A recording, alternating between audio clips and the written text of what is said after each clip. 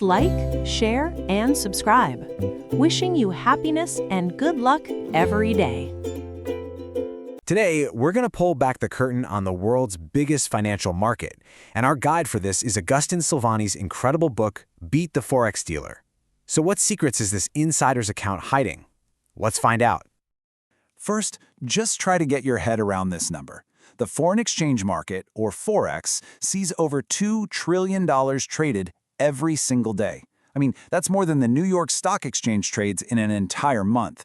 It's the most liquid market on the planet, which means you can trade huge amounts and the price barely even budges.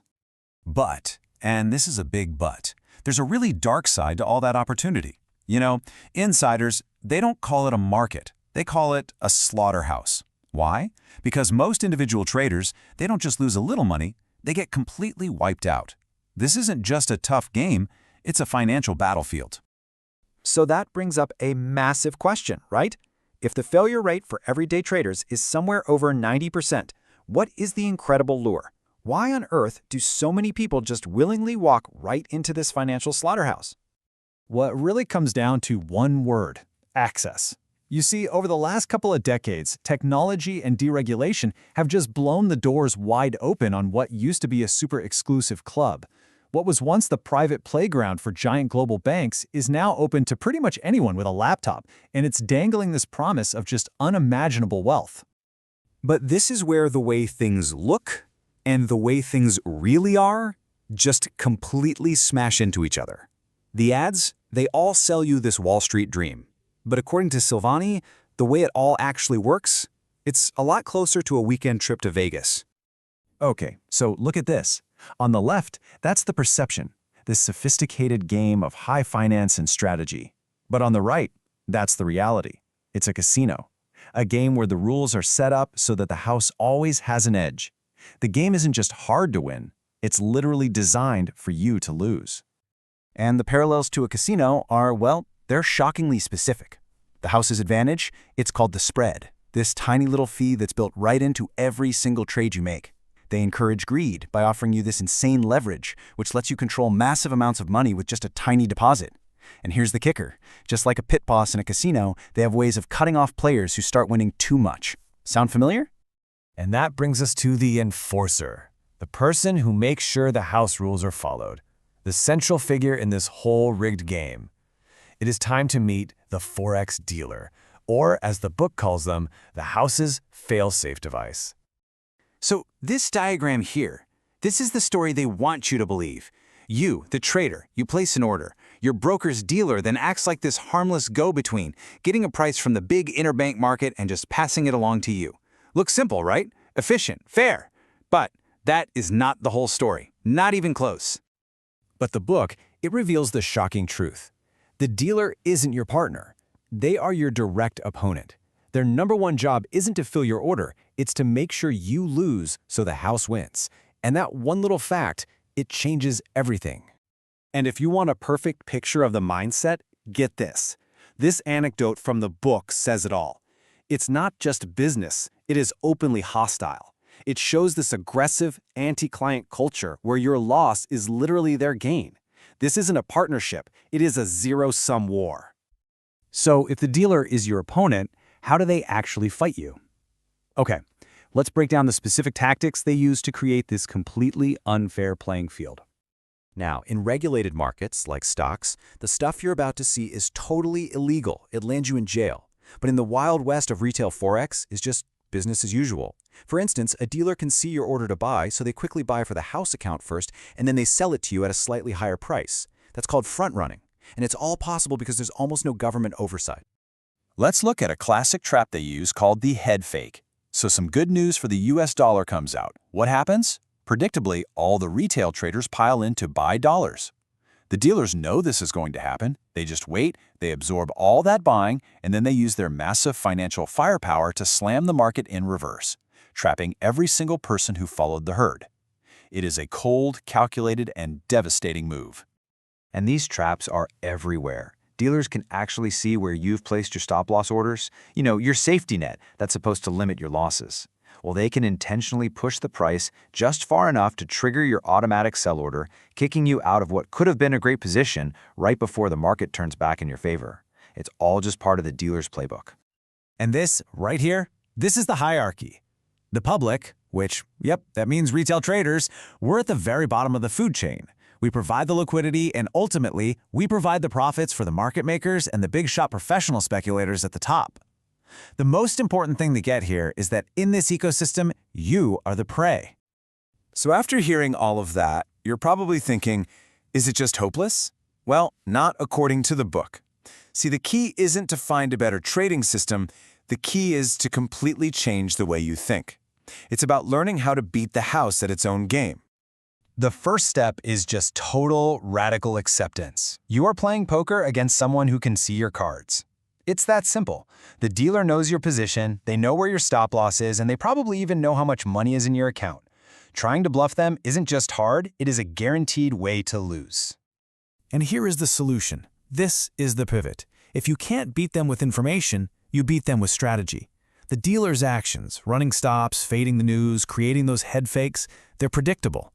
So the key to winning is to stop trying to predict the market and start predicting the dealer. Which brings us to the final and most important question. If the game is rigged, if the entire system is stacked against you, how in the world do you come out on top? And this, right here, is the ultimate takeaway. You have to reframe the entire challenge. Your opponent isn't the huge, unpredictable global market. Your opponent is the person on the other side of your trade, a person whose playbook is limited and whose motives are crystal clear. And once you understand their game, well, that's when you can finally start playing your own. All right, today we are diving into one of the biggest, oldest fights in all of finance. Is the stock market just this totally random, unpredictable beast that nobody can tame? Or is it actually a psychological puzzle that can be solved by people who really understand human nature? Let's get into it.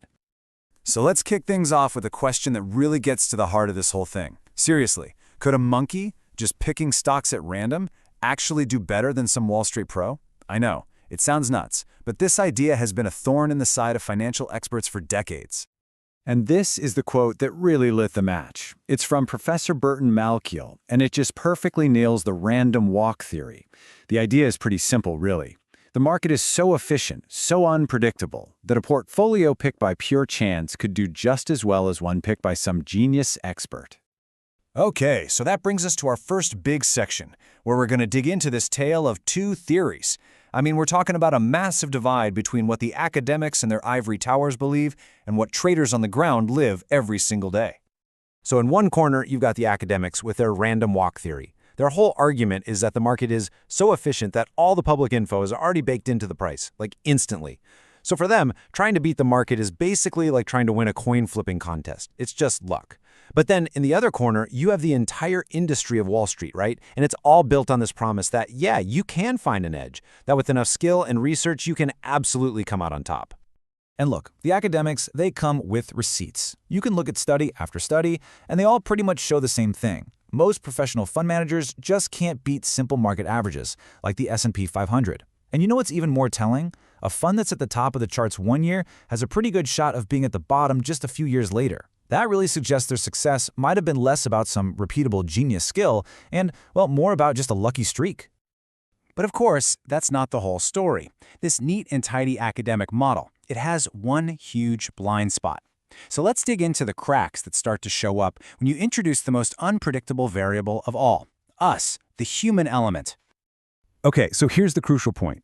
The random walk theory is powerful, for sure, but it is not bulletproof. And why not? Because markets are run by people, and let's be honest, we are full of imperfections. Fear, greed, overconfidence, you name it. And these emotions don't just create random noise. No, they create patterns. They make the market predictably inefficient. And this right here, it illustrates the point perfectly. Just take a look at these four charts. They show different market bubbles from totally different times and places. But do you see the shape? It's a slow build, then a crazy, almost vertical acceleration, and then a total collapse. Come on, that is not a random pattern. That is the signature of human greed and overconfidence just repeating itself over and over again throughout history. And you see, this completely changes what a trader's goal is. They're not trying to predict the economy or what a company's going to earn next quarter. Their real job is to predict how people are going to react to those events. They're basically trading the fallout from human emotion. All right, so if human emotion can create these patterns, can it also just break the market? Well, that brings us to one single day in history that completely shattered the idea of a perfectly rational market. A day when the whole system just went haywire. The date was October 19th, 1987, a day that would go down in history as Black Monday. In just one trading session, the U.S. stock market plummeted by an almost unbelievable 22.6%. I mean, this was a drop so severe it made the famous crash of 1929 look kind of tame by comparison. So naturally, everyone, academics, traders, the government, they were all scrambling for an explanation. What kind of catastrophic event could have possibly caused the world's most advanced market to just fall apart like that?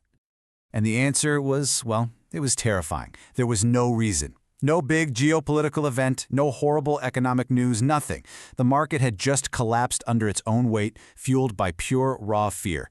For a moment there, a stock like IBM had only sellers and absolutely no buyers, which technically made it worthless.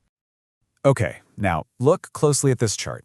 What you're seeing here is an overlay of the market's performance leading up to the 1929 crash, right on top of its performance leading up to 1987. The patterns are they're stunningly similar. A truly random, efficient market shouldn't have a memory like this, right? But traders, they do. It's highly likely that traders back in 87 saw these scary parallels to 29, and, in their fear, they actually created the very crash they were so worried about. A total self-fulfilling prophecy. So, okay, if the market isn't this perfectly rational machine, how does a trader actually use that to their advantage? Well, it all comes down to understanding our built-in psychological flaws. It's all about psychology. You see, a smart trader isn't just staring at price charts all day. They're watching for predictable human behaviors. They know that fear leads to panic selling. They know that envy and faddism create bubbles. And they know that our brains are basically hardwired for bad decisions, like selling our winning stocks way too early out of caution, while we cling to our losing stocks out of some false hope. But here comes the big critical warning, and it's captured perfectly in this famous Wall Street saying. It's not enough to just be right about the market being irrational. You see, the collective madness can go on for so long that it can totally bankrupt you, long before the market finally proves you were right all along. And believe me, there is no better example of this than the legendary manager Julian Robertson. He saw the tech bubble of the late 90s for what it was, completely irrational, and he bet against it. And he was right, but he was too early.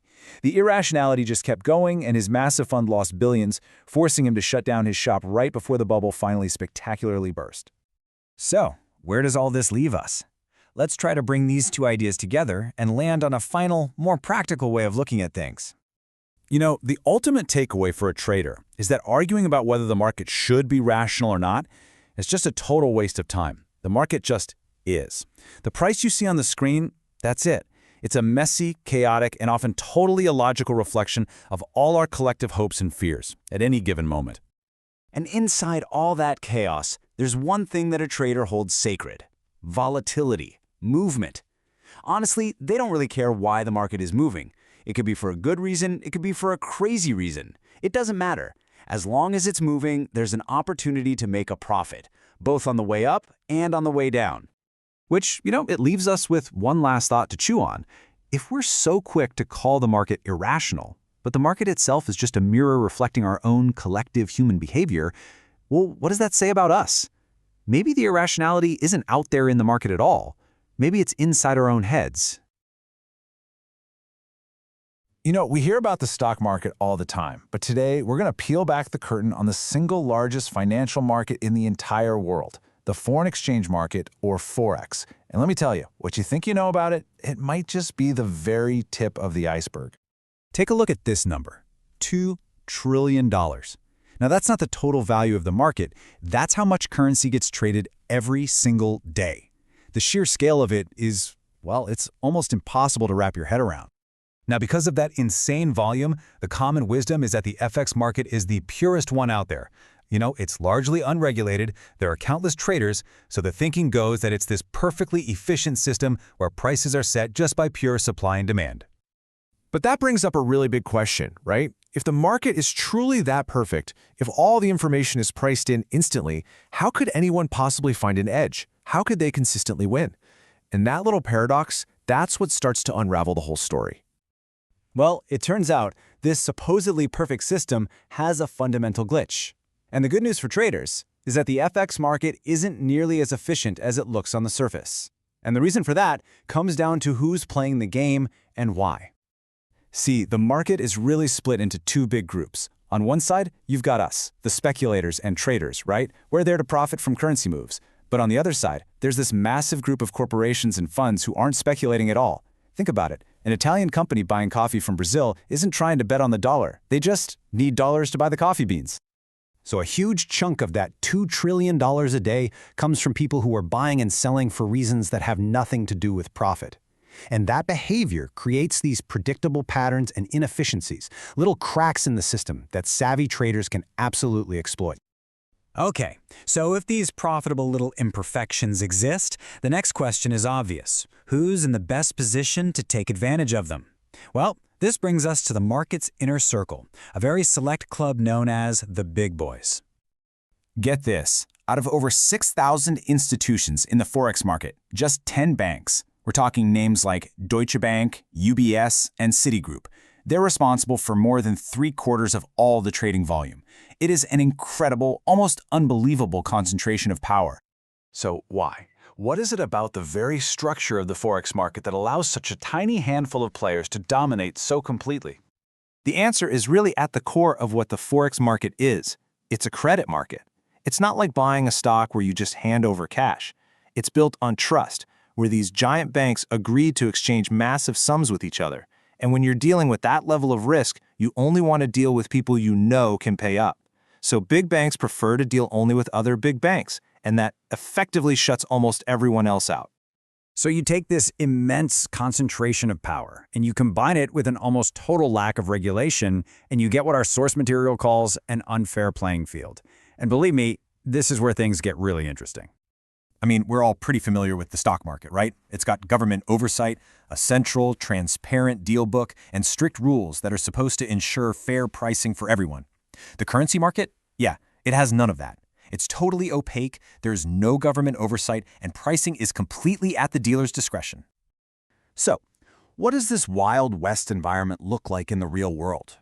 Well, activities that would land you in prison in other markets, like using insider information, or front-running a client's order by trading ahead of them to profit from the price change, or even price shading by just deliberately giving them a worse quote. In FX, that stuff is just considered part of the game. There are literally no legal repercussions. So, unlike a stockbroker who has to give the same price to everyone, a Forex dealer can quote one price to a customer he likes and a completely different, worse price to someone else. It all just depends on who you are. Have you ever been at one of those currency exchange booths at the airport? You know you're getting ripped off, right? But hey, they're the only game in town, so you take the bad rate.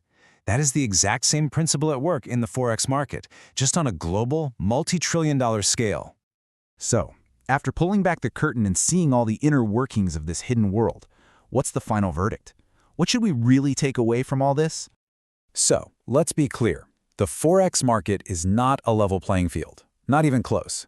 It's dominated by a tiny club of massive banks that have a huge, unregulated advantage. But, and this is the ultimate paradox, it is these exact imperfections, the very things that make it seem rigged, that actually create the opportunities for other traders to profit in the first place. Which really leaves us with one final, provocative question. It's a market of insiders and outsiders, of hidden inefficiencies and massive opportunities. So, knowing the game is rigged, how would you play? All right, let's step onto the trading floor. We're talking about a world where fortunes are literally made and lost in the blink of an eye.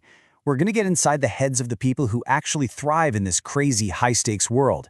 We're going to explore that unique psychology that lets them win and what really, truly sets them apart.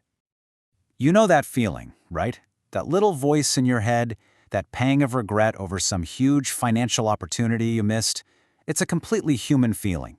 But for a professional trader, thinking like that, it's a total liability. Actually, it's poison.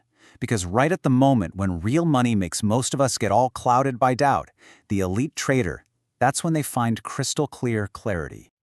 And that's because, honestly, they're just a different breed. So let's get right inside the trader's mind and really unpack the mental machinery that lets them succeed where so many others just crash and burn. It all comes down to this thing called mental toughness. It's this wild ability to just detach emotionally from your position, to see massive wins and crushing losses as nothing more than data points. It's why you always hear traders described as having iced water in their veins. For them, the switch from playing with paper profits to real dollars doesn't cause a panic. It actually sharpens their focus. You gotta understand this highlights a massive difference. Think about it. Investing, that's kind of like gardening. You're trying to create wealth, nurture something for long-term growth. But trading, oh man, trading is a battlefield. It is a brutal, zero-sum game. For every single winner, there has to be a loser.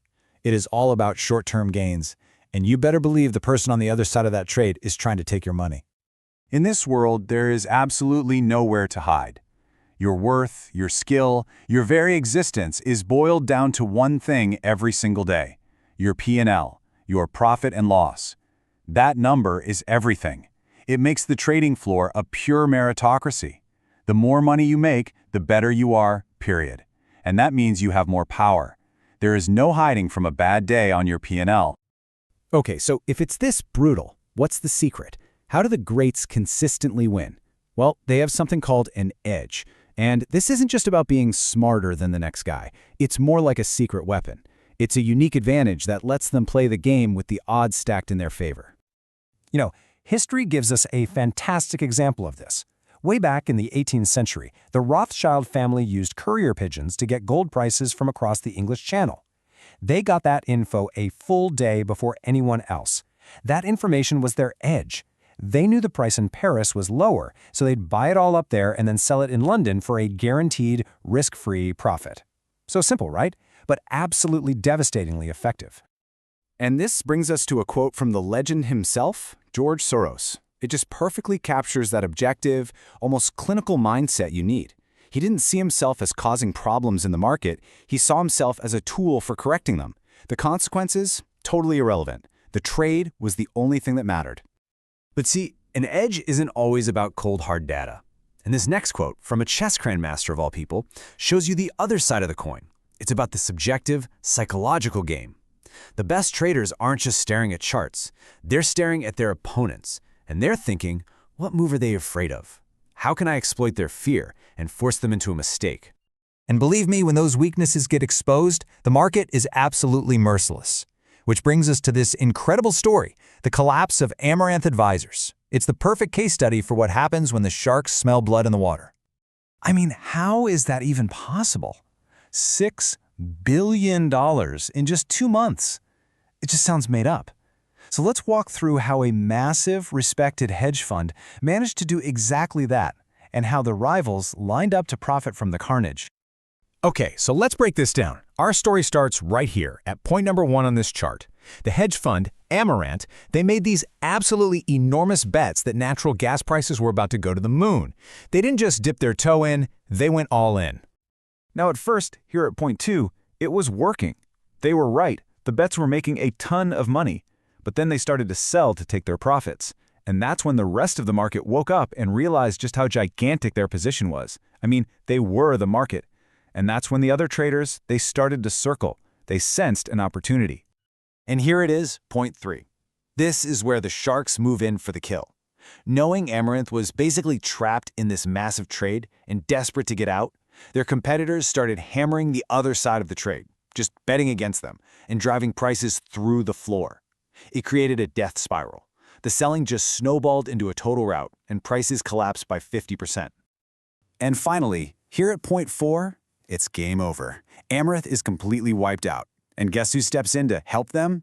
Their competitors, who so graciously stepped in to buy their assets for pennies on the dollar, only to ride the prices right back up for massive gains after the bloodbath was over. $6 billion. Just gone. It is a mind-boggling loss, and it was made possible because the market's own predatory instincts turned against one of its own. Okay, so we've seen a catastrophic failure. Now let's flip the script and look at the absolute peak of this game. Let's enter the world of the global macro masters. These are the Forex traders who make colossal bets on the fates of entire countries. You have to understand, for these traders, the entire world is just one giant interconnected machine. Every single trade, every earthquake in Japan, every inflation report out of Europe, it's all seen through one lens: currency exchange rates. They have to connect all these seemingly random data points and figure out what event X means for country Y's currency. And the key, the real secret sauce, is doing all of that faster than anyone else on the planet. And if you want a perfect example of the almost insane level of confidence we're talking about, listen to this. This was the actual response from a trader named Andrew Krieger when his boss started questioning the gigantic bet he was putting on against New Zealand's currency, the Kiwi. I mean, just stop and think about the sheer audacity of that move. He figured out New Zealand's currency, the Kiwi, was way overvalued after the Black Monday crash, so he constructed this trade, a bet so big it was literally larger than the entire amount of money New Zealand had in circulation. The Central Bank of New Zealand was terrified, and the bet paid off, netting him a cool $300 million. But here's the thing. That same incredible, almost superhuman confidence that leads to these legendary wins, well, it can also be a trader's fatal flaw. Because when that confidence boils over and turns into pure arrogance, the results can be just as devastating as what happened to Amaranth. And when it goes wrong, you end up with a rogues gallery like this one. These are the Hall of Famers of financial disaster. I mean, you've got guys like Yasui Hamanaka, who lost $2.6 billion secretly trading copper, or Nick Leeson, the guy who single-handedly took down a 233-year-old bank, Barings Bank, from a secret account in Singapore. These aren't just mistakes. These are one-man demolition crews fueled by pure, unchecked arrogance. So that really brings us back to the central question, doesn't it? This incredible mental toughness, this ability to make billion-dollar bets without even flinching, is that the mark of a master with ice water in their veins? Or is it just the ego of somebody standing one small step away from complete and total ruin? Because in the world of the elite trader, that's the razor's edge they live on every single day. The line between a legendary win and an infamous collapse, well, it's a whole lot finer than you think. In the world of foreign exchange, every single trade has two sides. But have you ever stopped to think, really think, about who's on the other side? Today, we're going to pull back that curtain. We're going to dive into the mindset, the tactics, and even the weaknesses of the FX dealer. See, whenever you place a trade, you're not just fighting some abstract thing called the market. No, you're going head-to-head with a very real player, someone with their own playbook. And understanding them, well, that's step one to getting any kind of edge. All right, so let's meet the main character in our story. Who exactly is this FX dealer, and what is their actual role in this massive global game? Okay, let's start with a pretty powerful analogy here. I want you to forget the image of some stuffy, sophisticated analyst. The source material for this describes FX dealers as the market's used car salesman. Seriously. Their job isn't to predict where the market's going, it's to push inventory, in this case currency, for the big banks they work for. So what's their main goal? Well, in their own slang, it's all about chopping wood. All this means is focusing on volume. They just want to move as much currency as they possibly can, build up those client relationships for future deals, and they'll do it even if it means taking a small L on a single trade. It's a volume game, plain and simple, not a prediction game. And their whole persona, it really matches this job description, you know? These are not academics sitting around poring over complex models. They are street-smart operators who absolutely thrive on the fast pace of intraday trading. They're running on instinct and just the raw flow of buy and sell orders to make their moves. So, how do they actually operate, day in and day out? Well, it pretty much all boils down to one simple but incredibly powerful philosophy. Always be fading. These 3 words, this is their motto. It defines their entire strategy. Now, to fade something just means you're betting against the herd. You're trading against that short-term momentum. So when the market shoots up, they sell. When it tanks, they buy. But why on earth would they do that? Because they're playing the odds. Dealers know from experience that about 80% of the time, the markets on any given day are just bouncing around in a range. Those sharp, sudden moves, they rarely last. They tend to snap back. So by consistently betting against those little spikes, the dealers are just playing the probabilities. And, well, usually the probabilities are on their side. And this is what leads to their signature move, their favorite tactic, the head fake. Dealers know that the first reaction to a big news release is almost always an overreaction, so they use that knee-jerk move. They'll help push the price even further just to shake everyone out before slamming it in reverse, catching the entire crowd on the wrong side of the trade. And here is a perfect picture of that head fake in action. See that 8:30 data release? It triggers that initial knee-jerk pop higher. But then, the dealers step in. They soak up all that frantic buying and then bam, they aggressively reverse the market's direction. It's a classic move, and it's a very costly one for anyone who got caught up in that initial hype. But this whole strategy of constantly fighting the market, of fading every move, it has a massive built-in vulnerability. They are not invincible, not by a long shot, and they have one great fear. So can these guys actually lose money? Oh yeah, a resounding yes. In fact, their entire strategy, the very thing that makes the money most of the time, sets them up for absolutely catastrophic losses under one specific condition. This right here, this is their kryptonite, a one-way, runaway market. A market where prices just keep going and going and going in one direction with no pullbacks. In this kind of scenario, their core strategy of always be fading just completely blows up in their face. Every time they try to sell into that rising market, it just keeps rising, and their losses just get bigger and bigger. They get completely trapped. I mean, what do? They can either stop quoting prices altogether, which means they lose their customers, or they can keep taking the other side of the trade, just digging themselves into a deeper and deeper hole.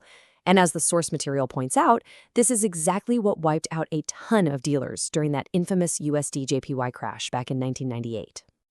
And yet, and this is the really wild part about their mindset, they just accept these huge occasional losses as an occupational hazard. It's just part of the game. It's the cost of doing business, the price they pay for making money off those range-bound markets the other 80% of the time. So, this all brings us to the arena itself, right? This adversarial relationship that really defines the market. It is a constant battle, trader versus dealer. Now, from the trader's point of view, it often feels like you're just getting taken for a ride. You see these wide spreads, you get these bad fills on your orders, and you can't help but feel like the dealer is actively working against you, committing what they call highway robbery. But the dealers, they've got their own list of complaints. They feel that really savvy traders are out there like hawks, constantly hunting for tiny little pricing mistakes or moments of weakness, just trying to pick them off for a quick, basically risk-free profit right out of the dealer's pocket. So what you have is this, well, it's a love-hate relationship, but let's be real, it's mostly hate. Both sides need each other to exist, but they are locked in this endless game of cat and mouse, each one constantly trying to outsmart and outmaneuver the other. But here's the thing, to really get this game, you have to know who you're playing against. And not all dealers are created equal. They come in very different flavors, each with their own style and their own focus. We can kind of break them down into three main groups. First, you've got your forward and swap dealers. These are the cerebral, book-smart types, focused on time and complex math. Then you have the spot dealers. These are the pure gut instinct, street-smart traders we've mostly been talking about. And finally, you have the retail spot dealers, who are often ex-bank traders in a cushier gig, just focused on managing customer orders. And, nothing, and I mean nothing, captures the raw, unapologetic mindset of this world better than this one anecdote. The head dealer at a major retail firm used to show up to work wearing a cap that read, simply, "Fuck you." I mean, that just perfectly sums up the confrontational attitude that's at the very heart of this entire game. So, okay, we've pulled back the curtain, you understand their motives, you know their main strategy, you know their greatest fear, and you get their adversarial mindset. So that leaves just one final, crucial question for you to think about. Now that you know their playbook, what's your next move? Welcome to The Explainer.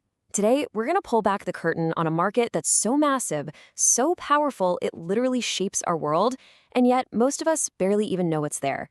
We're going to solve the mystery of this financial behemoth that pretty much operates in the shadows and figure out why it matters to every single one of us. Okay, let's just start with a number. A number so big, it's kind of hard to wrap your head around. $2 trillion. That's roughly how much money changes hands in the foreign exchange, or FX market, every single day. I mean, that's just a crazy number, right? So to put that into perspective, think about something we all know, the New York Stock Exchange. Its daily trading volume is around $50 billion. The FX market? It's a mind-blowing 40 times larger. It just completely dwarfs everything else. So you gotta ask the obvious question. If it's not just people buying and selling stocks, who on earth is trading trillions of dollars every single day? It can't just be tourists swapping cash for their vacation, right? To get to the bottom of this, we need to do a little autopsy.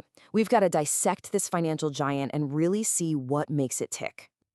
So this gives us our first batch of clues. First, who's in the game? Well, it's not you and me. We're talking about the huge players, banks, hedge funds, giant corporations. And what are they trading? They're using things called spot transactions in swaps, which are just different ways of agreeing to swap currencies, either right now or sometime in the future. And you can see, by far, the most popular currency pair is the euro versus the US dollar. And this tells us where and how all this action happens. Geographically, it's all about the big financial hubs, especially London, which handles over a third of all trades. And how's it being done? Mostly through tech. Almost half the volume is zipping through e-broking and e-trading systems. Okay, but here's where the mystery really kicks in. If you add up all the money needed for actual international business, like a car company selling cars overseas, you'd only need about 20 trading days to cover the entire global economy's needs for a year. Even when you throw in aggressive hedge funds, there's still this huge unexplained gap. The numbers they don't add up. So what's the real story here? Something else must be going on. Some other force must be driving this incredible amount of activity. Some kind of fundamental shift in how the world's biggest players think about currency itself. And the answer, it turns out, wasn't some new technology or a new law. No, it was a radical change in perception, a shift that basically turned the foreign exchange market into a new kind of gold rush. It wasn't that long ago that big asset managers thought of currency exchange as just an annoying chore. If they wanted to buy European stocks, they had to get euros. It was just a necessary, boring step. But in a world where it was getting harder to make money, they started looking at their currency deals differently, not as a cost, but as a whole new way to make a profit. Yeah, it all comes down to their constant, relentless search for one thing: alpha. Alpha is like the holy grail in finance. It just means excess returns, pure profit that you make because you're smarter than the market, not just because the market went up. And they realized currency markets could be a huge source of it. And this shift in thinking, well, it had massive consequences. Funds started actively trading currencies not just because they had to, but as a core strategy. They hired specialists, they brought back complex strategies like the carry trade, which is basically borrowing a currency with a low interest rate to buy one with a high interest rate, and you just pocket the difference. All of this with one goal: squeeze alpha out of the currency markets.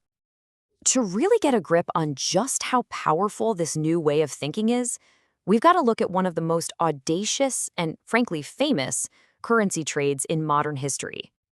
All right, so picture this. It's 1992. The British pound is tied to the German currency, but the speculator George Soros smells weakness in the UK economy. He makes this gigantic bet that the government can't possibly keep the pound's value up, so he launches an all-out speculative attack, selling billions and billions of pounds, forcing the Bank of England's hand. They fought back. They even jacked up interest rates twice in one day, but it just wasn't enough. By the end of the day, the UK government was forced to give up. They pulled out of the currency mechanism and the pound just collapsed. And Soros, his personal profit from that single epic trade is estimated to be around $1 billion.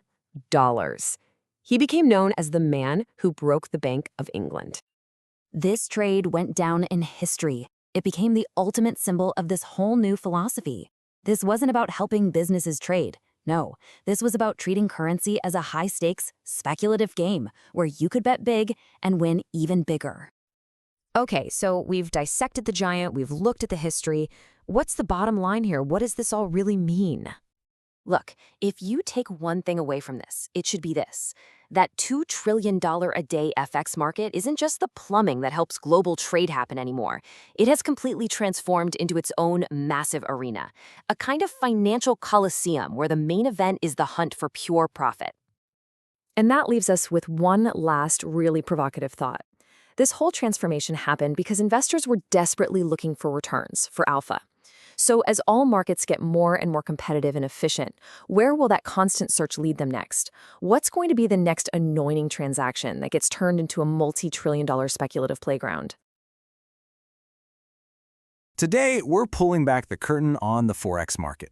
It's a place where fortunes are made and lost in the blink of an eye. But with all that money changing hands, who are the real winners in this global casino? Well, let's find out.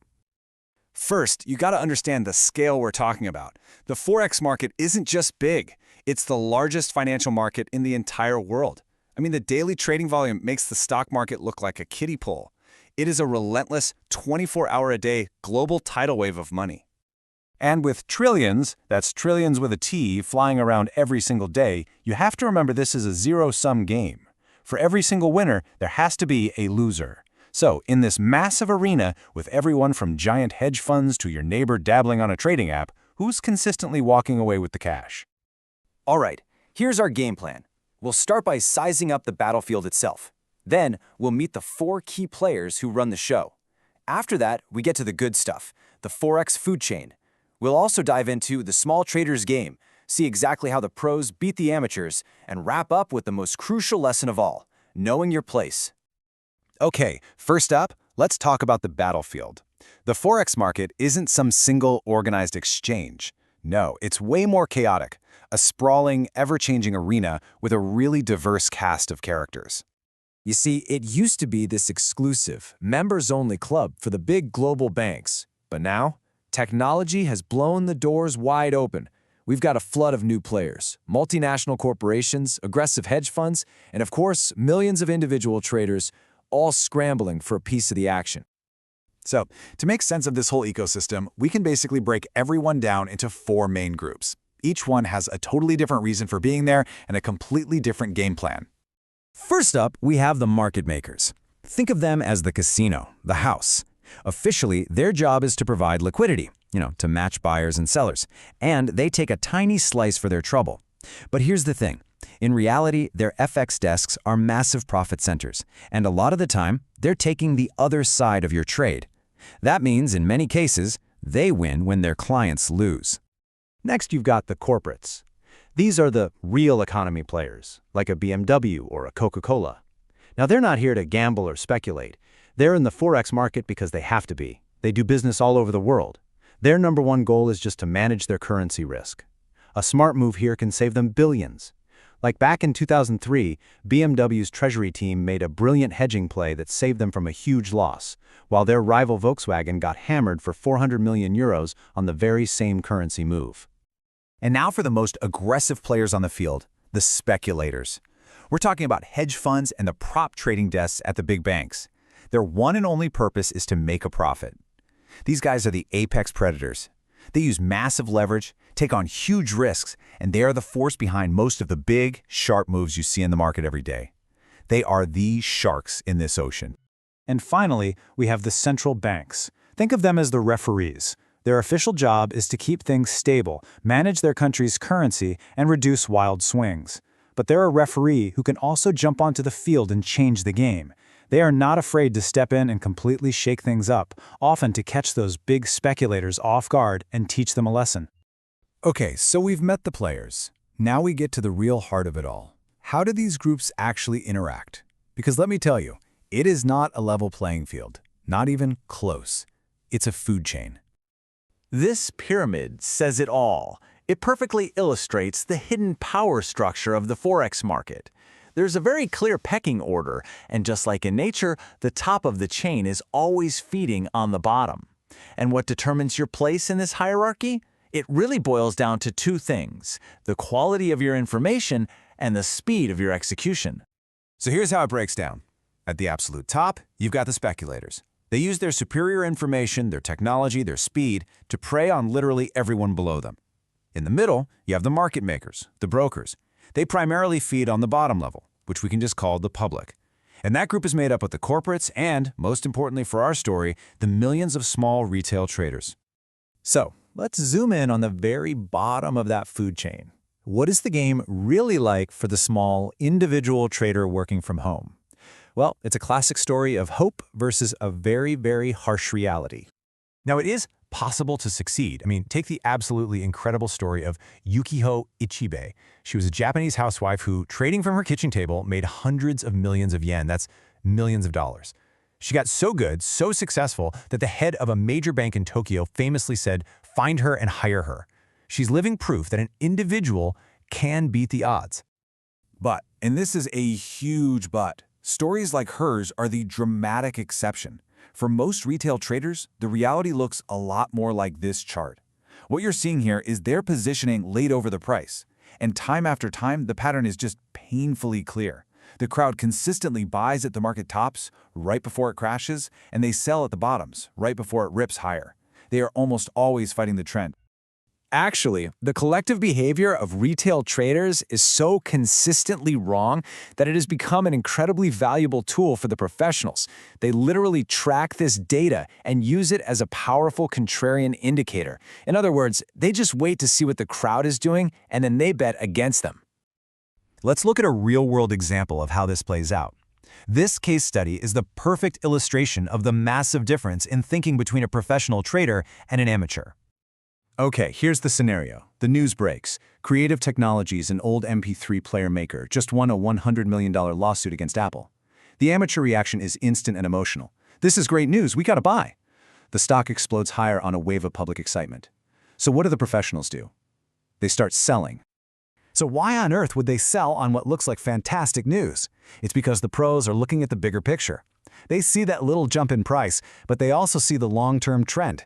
They knew that $100 million, while nice, didn't change the fundamental reality. Apple's iPod was absolutely dominating the market, and Creative was in a long, slow death spiral. They happily sold their shares to all the excited amateurs. And sure enough, the stock eventually rolled over and continued its slide. And this all brings us to our final and honestly, most important lesson. If you want to survive in this market, you have to be brutally honest with yourself about where you really stand. There's a classic saying on Wall Street that sums it all up perfectly. A broker will only make you broker. Remember those market makers we talked about? Their business model is built on you trading. The more you click that buy or sell button, the more money they make, whether you win or lose. Their interests are simply not aligned with yours. Look, the Forex market is a financial jungle. Plain and simple. There are predators and there is prey. And the absolute first rule of survival is to understand the food chain and know exactly where you fit in. So the question I want to leave you with is this. The next time you go to place a trade, ask yourself, am I the predator or am I the prey?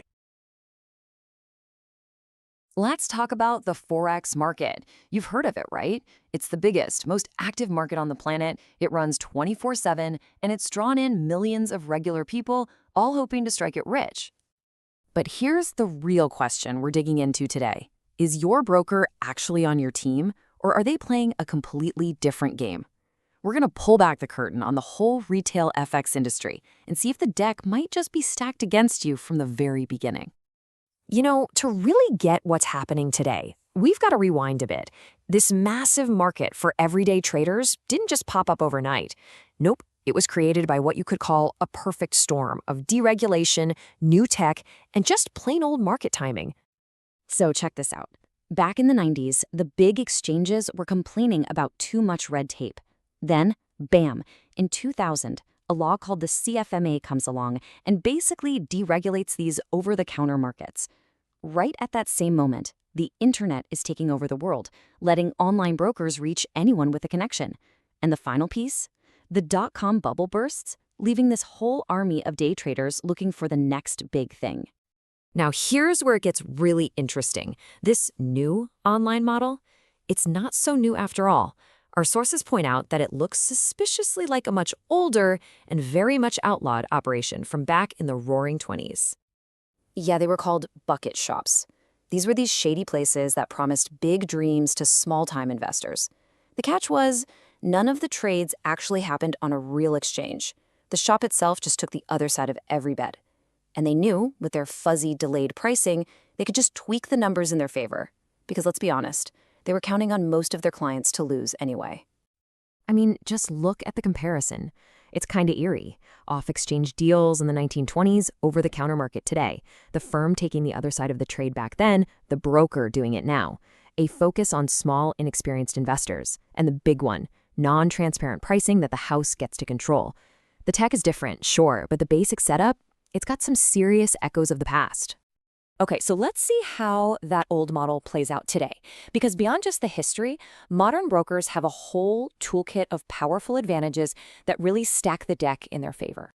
So our sources break it down into 4 main advantages for the broker. 1, the pricing isn't totally transparent. There's no central scoreboard showing one single price. 2, they push you to use insane amounts of leverage, like 200 to 1, which means the tiniest market wiggle can totally wipe you out.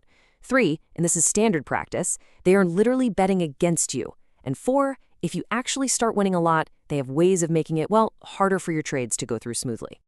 And this visual, this really says it all. You, the trader, are way over on the left. You're not plugged directly into the real market, where the big banks play. There are all these layers in between, agents, brokers, and every single layer adds a little cost and puts you one step further away from the real price. But this is the absolute killer. It's the information they have that you don't. Your broker sees everything. They see where every single one of their clients has placed a bet. They know exactly where your stop-loss orders are, the orders you set to limit your losses. They know who's winning, who's losing, all in real time. It's like you're playing poker, but the dealer gets to see your cards the whole time. So, you're probably asking yourself, why would they operate like this? I mean, isn't it better for them if I succeed and keep trading for years? Well, according to the sources we looked at, the answer is a hard no. Their whole business is built on a totally different model. And hey, don't take my word for it. This is a quote from the CEO of one of the biggest retail Forex brokers around at the time. The people running the show are openly admitting that almost nobody wins. It's not some big secret. It's just a fact of the business. See, most traders just don't last. They blow up their accounts in less than a year. So the business model has to rely on what they call churn. They need a never-ending stream of new customers to replace all the ones who've lost their money. It's not about long-term relationships. It's all about short-term customer acquisition.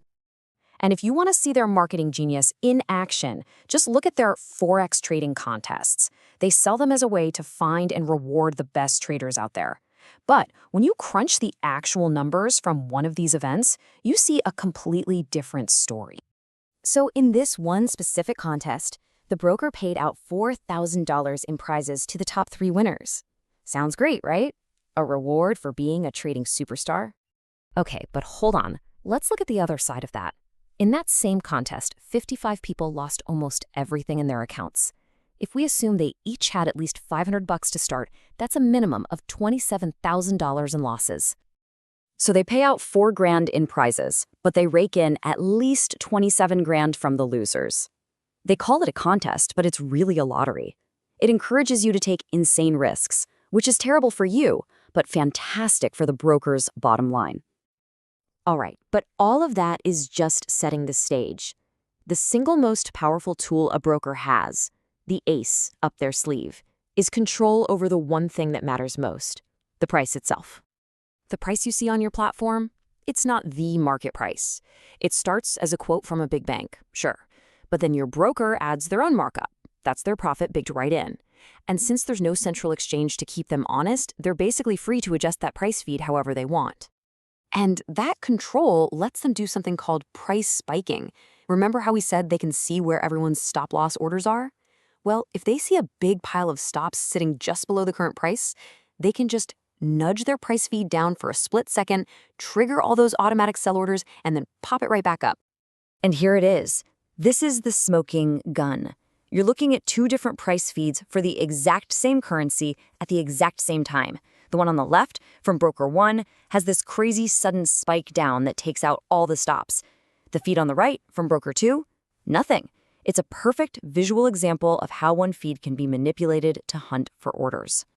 So after seeing all of this, you just have to ask the big question, why?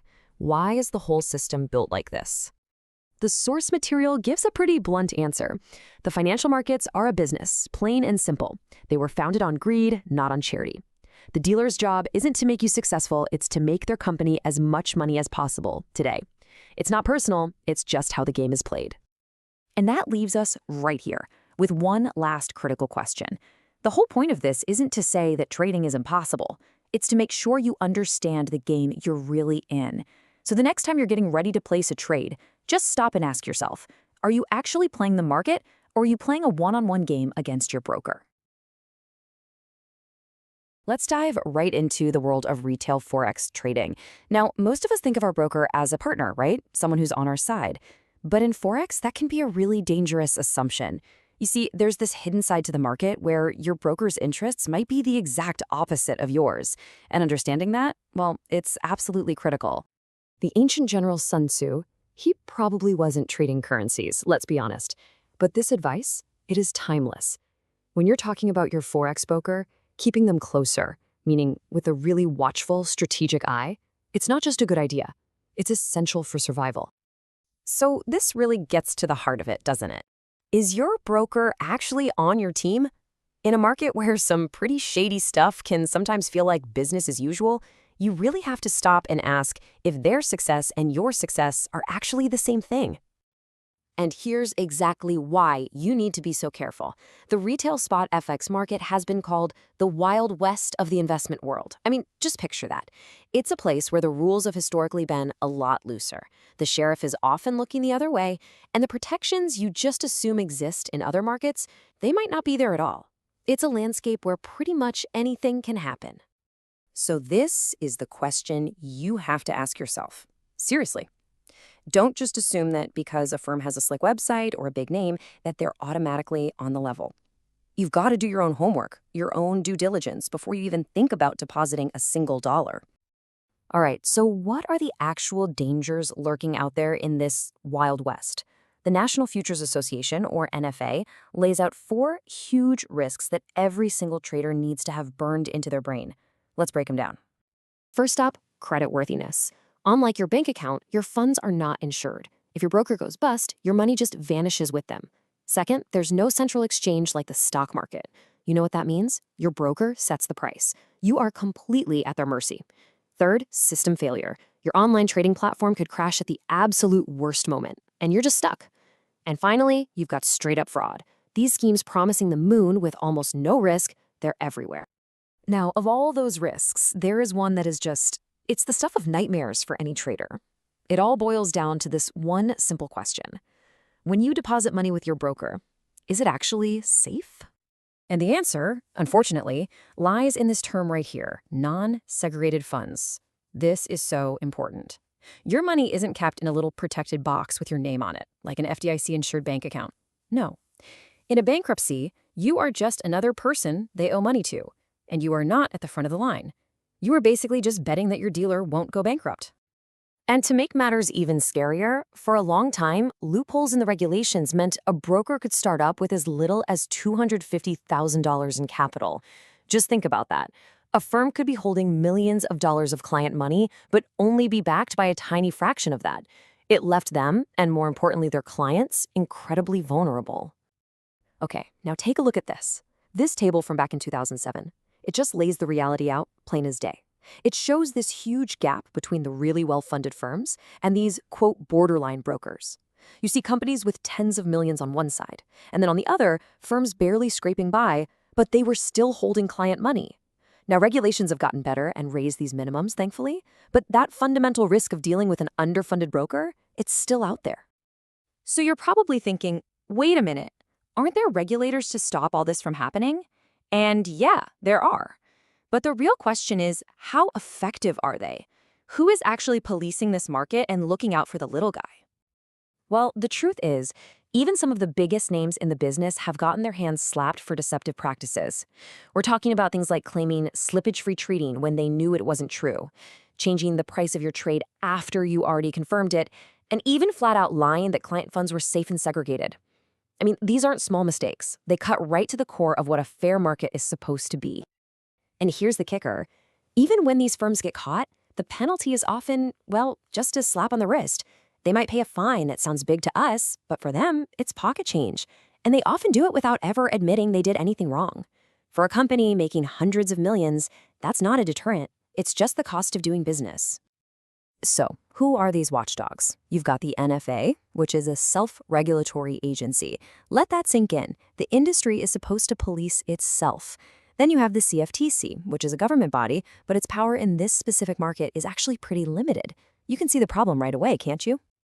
And this quote just hits the nail on the head. It perfectly captures the absurdity of the situation. Asking brokers to regulate themselves is like asking athletes to test themselves for steroids. You've got this built-in conflict of interest that just makes the whole system, well, not very effective.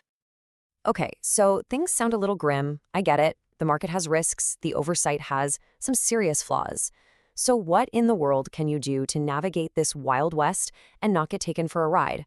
Well, you can start by building a defense, and it starts with a simple checklist.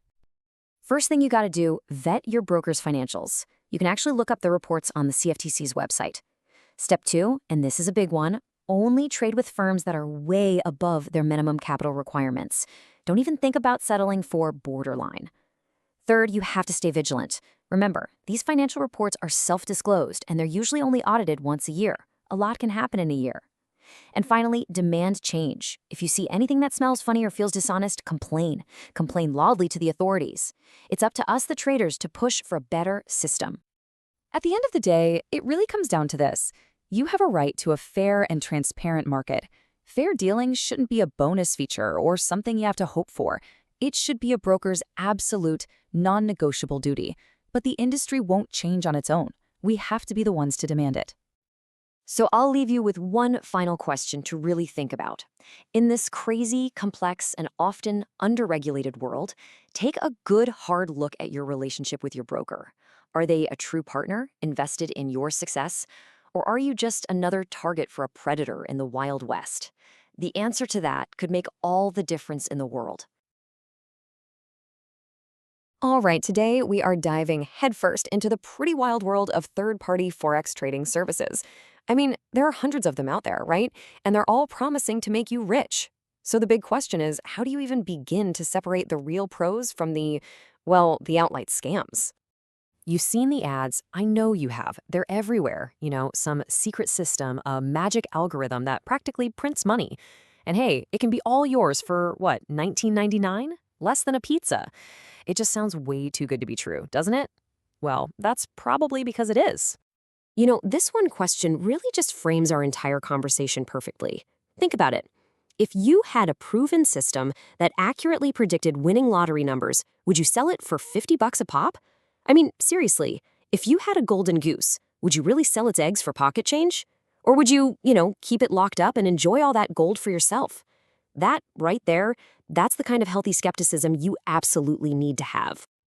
And that brings us right to our first big point. This whole side industry that's just popped up, built entirely around the dream of easy trading profits.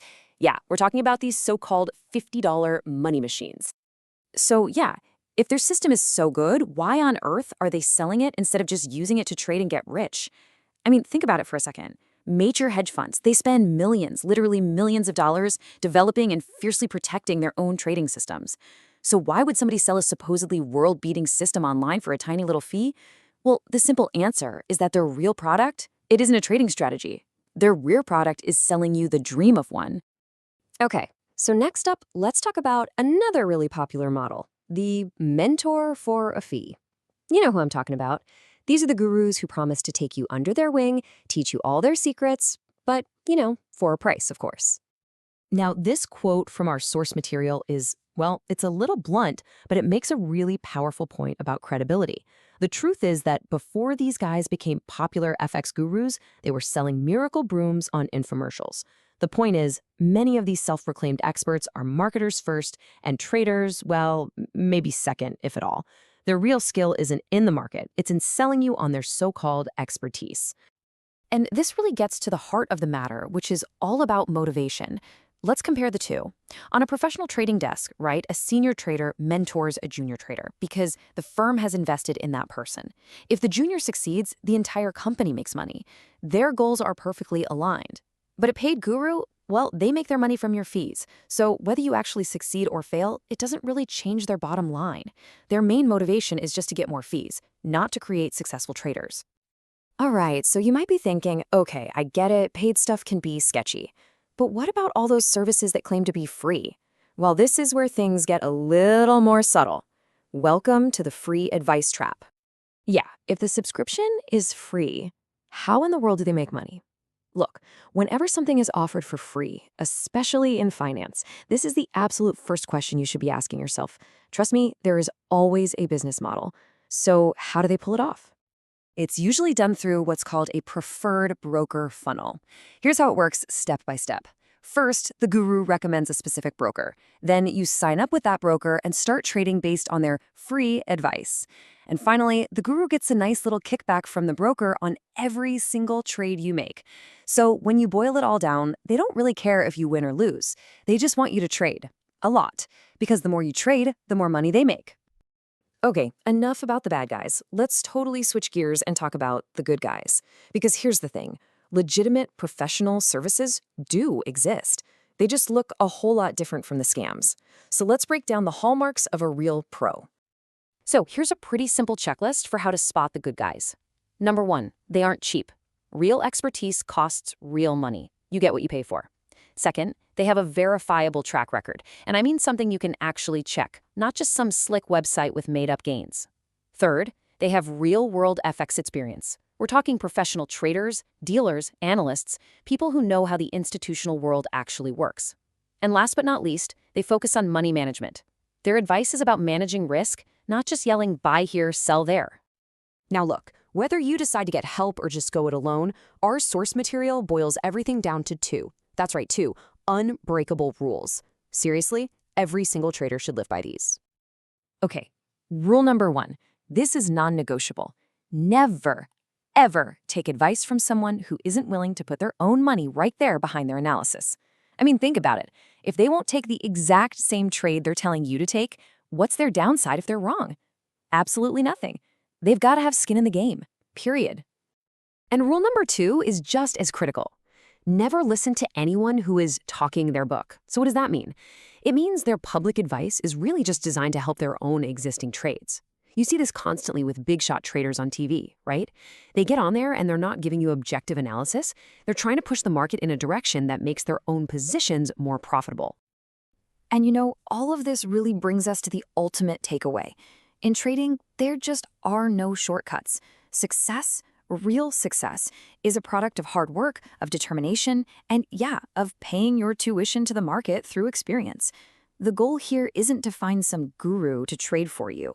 The goal is to develop the skills and the confidence to trust your own analysis. That self-confidence, that is the true hallmark of a great trader. So we're going to leave you with this final question to think about. Forget all the gurus, forget the magic systems. Just for a second, the journey of a trader is, at its core, a journey toward self-reliance. And that leaves us with the one question that really, truly matters. Can you trust your own analysis? All right, welcome to The Explainer. So if you're a retail Forex trader, you know the odds can feel, well, completely stacked against you. But what if you had a playbook to actually level the playing field? Today, we're going to dive into how you can fight back and really gain an upper hand against your broker. Okay, let's be real for a second. Have you ever been staring at your screen, you see a weird price spike that just happens to hit your stop, or maybe an order slips for no good reason, and you just think to yourself, wait a minute, something is not right here. Look, if any of that sounds familiar, trust me, you are so not alone. But here's the good news. You are not helpless. Not at all. There are simple, powerful things you can do to protect yourself. So let's get right into the playbook. Okay, so let's kick things off with the first huge problem, your price feed. A lot of traders, maybe even most, don't realize they're essentially trading inside this artificial bubble that's been created by their very own broker. There's a great quote from one of our sources that just nails it. If you're using the same price feed for your charts and for your trades, you are, quote, trading with blinkers on. What that really means is you have no way of knowing if the price you're seeing is the real market or if it's just your broker's version of it.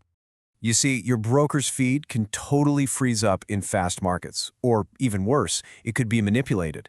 An independent feed, though, that's your objective second opinion. It's like your window to what's actually happening in the market, and it lets you confirm the price action before you make a single move. So the takeaway here is super simple, but it's crucial. Use your platform's feed for one thing and one thing only, placing trades. All your analysis, all your strategy, that has to be based on the most unbiased feed you can find. Trust me, a dedicated, independent charting package is an investment that will pay for itself over and over again. All right, so once you can actually see the market clearly with an independent feed, you've got to be able to document what you see. And that brings us to our next point, building your own evidence locker.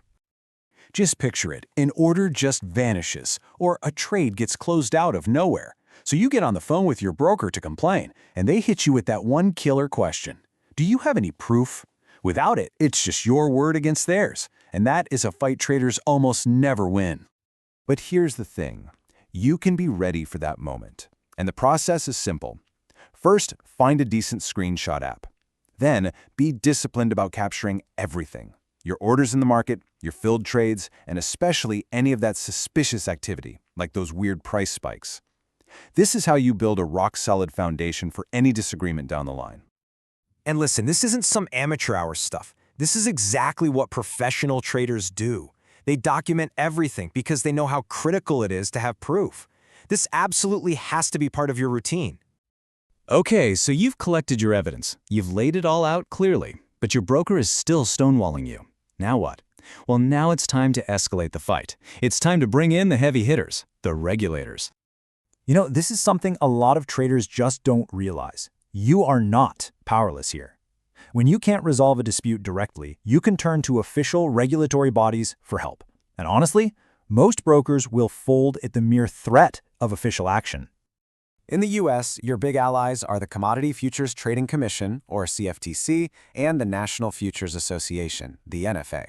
Both of them have programs specifically to help clients resolve disputes. And get this, you often don't even need a lawyer to file a complaint. Let's be clear. Your broker is banking on you not wanting to deal with the hassle of reporting them. By taking this step, you're not just fighting for yourself, you're actually helping to hold the entire industry to a higher standard. So prove them wrong.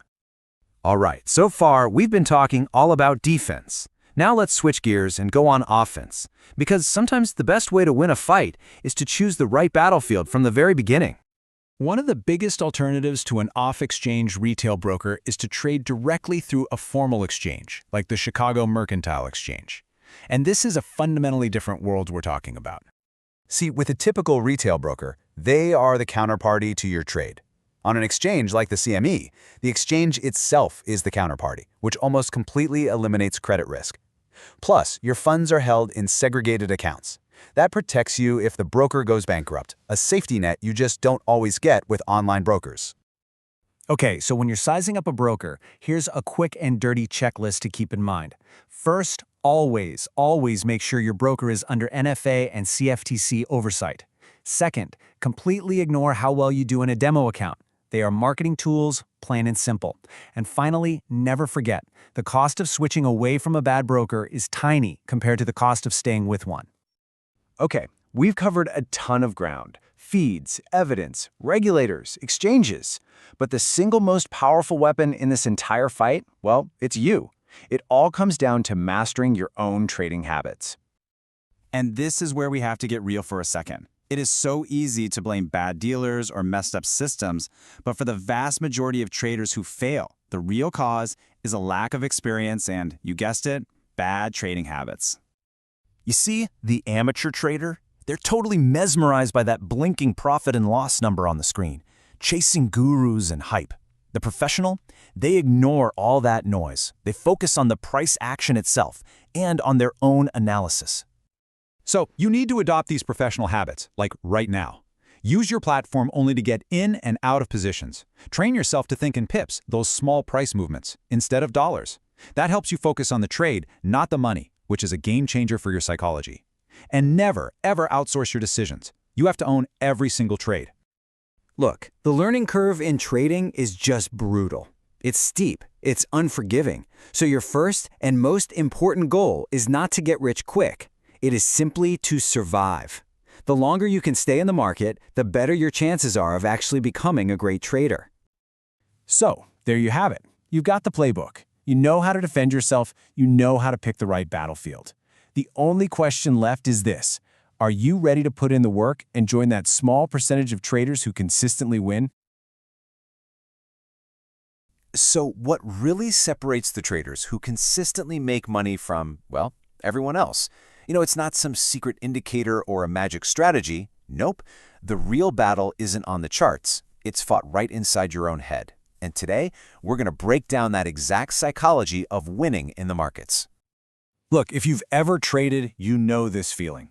At the end of the day, you're not just looking at your profits and losses, right? You are mentally and physically just spent. It's this exhausting psychological fight. So the big question is, why is it so draining? It's that constant back and forth, isn't it? Should I take the loss? Should I hold on just a little longer? It just wears you down. And this struggle, more often than not, comes from a fundamental mismatch.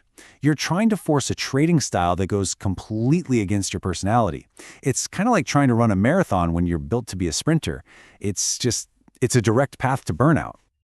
Okay, so winning that inner battle, it all starts with self-awareness. Seriously, before you even think about a strategy, you have to understand your own temperament. So let's frame it like this. When it comes to the markets, are you more of a chess player or a video gamer? All right, so on one side, you've got the chess player. This person is patient, methodical, keeps their emotions in check. They're naturally suited for those longer-term trades. And then on the other side, you have the video gamer. They're high energy, impatient, and they're really drawn to that instant feedback you get from intraday moves. Now here's the thing, neither one is right or wrong, but trying to be one when you're naturally the other, oh man, that is the source of so much trading pain. So as you look at these traits, which column feels a little more you? So once you've kind of figured out your style, you have to ask yourself a really tough question. After all the time you've put in, are you actually getting any better? Is your P&L trending in the right direction? You have to be brutally honest with yourself here. It's so important. Because admitting that what you're doing right now isn't working, that's the very first step to finding an approach that will. Okay, so let's say you've matched your trading style to your personality. That's a huge step for sure. But it won't matter one bit if you're chasing the wrong goal entirely. There's this fundamental misconception that trips up almost every single struggling trader. The real secret to winning? Yeah, it's probably not what you think it is. I mean, just think about it. All the time, all the energy, all the money is spent staring at charts, tweaking indicators, and scrolling through news feeds. It's all focused on trying to answer just one single, all-consuming question. And this is it. This is the obsession. When should I buy? When should I sell? So many traders believe that if they can just perfect their timing, they'll be successful. But here's the kicker. They're focusing on completely the wrong thing. And right here, this is the single biggest shift in thinking that separates the pros from the amateurs. Great traders, they stop trying to predict the unpredictable, which is when the market will move. Instead, they focus on the one and only variable they have 100% control over, how much they risk on any given trade. See, this isn't about entry points, it's about money management. And honestly, it's everything. You know the image, right? The public imagines this swashbuckling trader taking these massive, crazy risks. But the reality? It couldn't be more different. Professional traders are actually masters of risk minimization. They get that risk management isn't just about playing defense. No, it's their primary offensive strategy that keeps them in the game long enough for those really high-probability trades to show up. And the single biggest way traders completely mismanage how much they trade, the number one threat to their capital, is by falling right into the leverage trap. It's offered by pretty much every broker, and believe me, it is incredibly dangerous.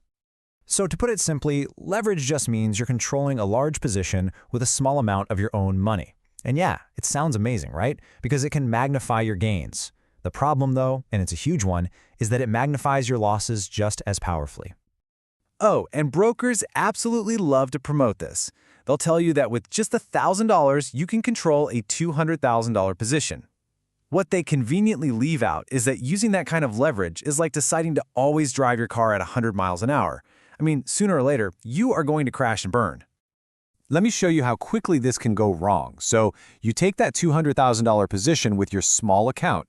The market makes this tiny, insignificant little move against you. We're talking just 0.1%. That's not even a trend change, it's just random market noise. But because of the leverage, that tiny little blip has just erased 20% of your entire account. A few more moments of that noise, and boom, you're completely wiped out.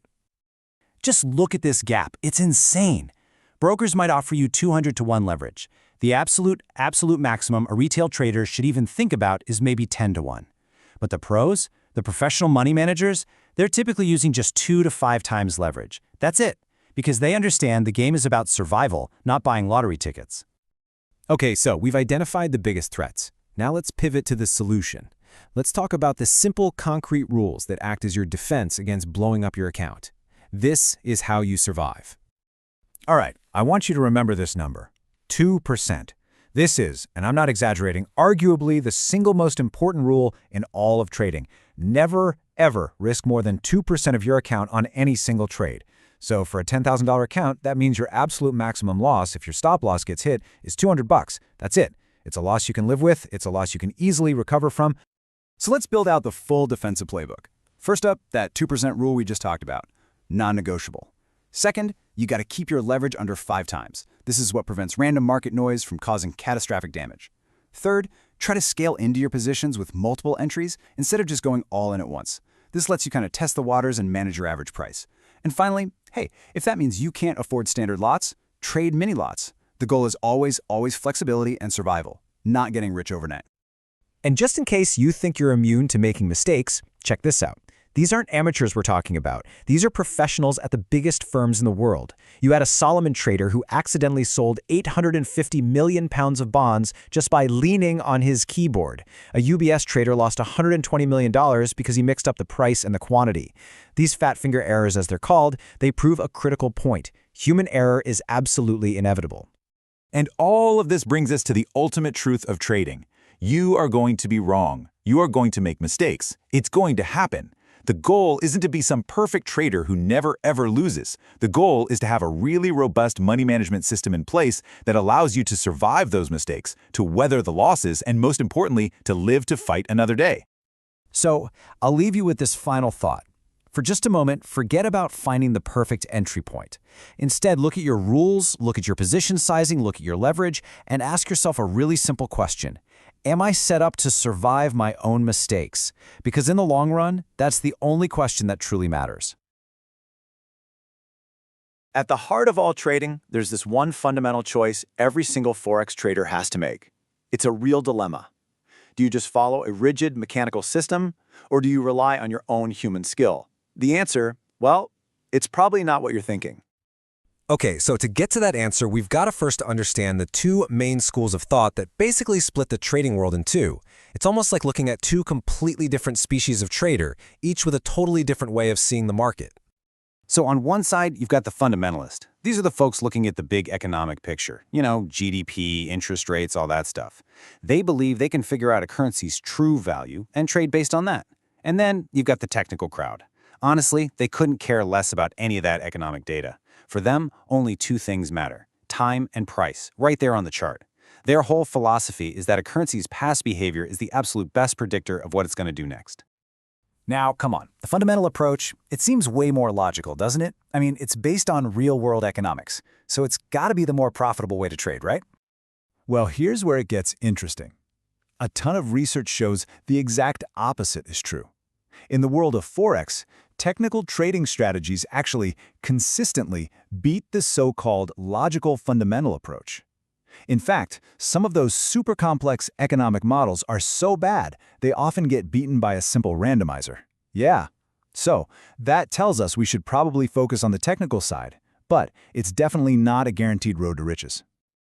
And that right there leads us to the real heart of the problem. If technical models can be profitable, it's so tempting to just try and find the perfect one, turn it on, and let it run.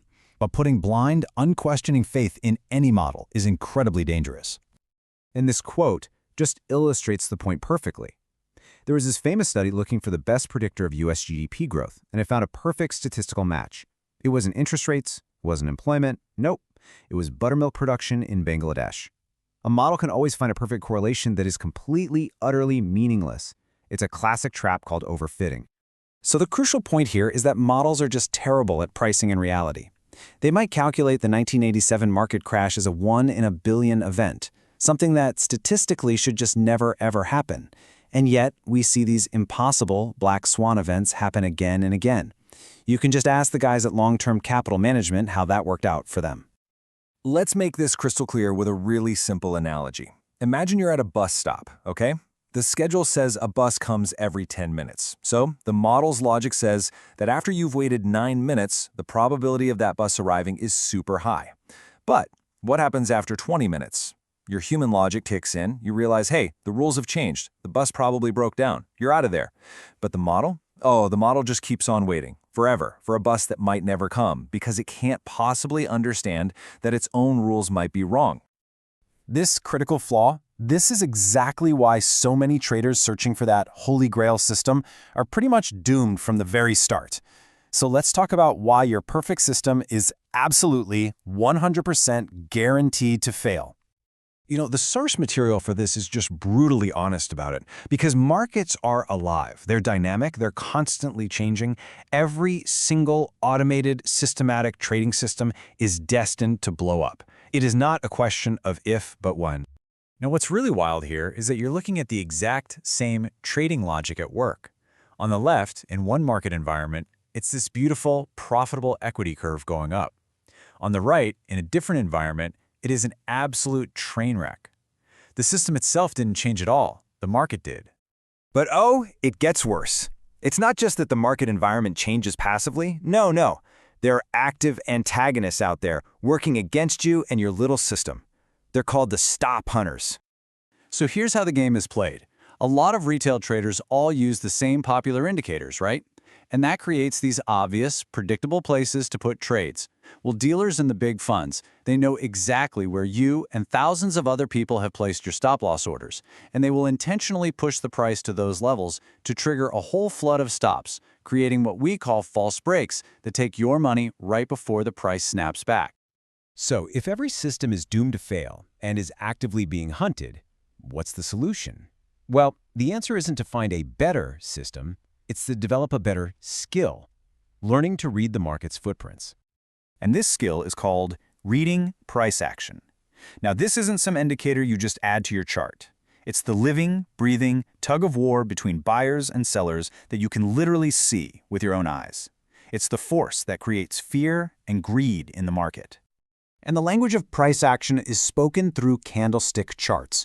Every single candle on that chart tells a story of the battle that happened in that time period. Learning to read these patterns, a doji, a shooting star, it's like learning to understand what the market is trying to tell you. And with that, your whole goal shifts. You're not a system follower anymore. You're a detective. You are looking for the footprints left behind by the big institutional players, the ones whose money actually moves the market. Okay, let's really dig into this comparison. On the left, you see the footprint of real money. See how it's a steady, stair-step pattern?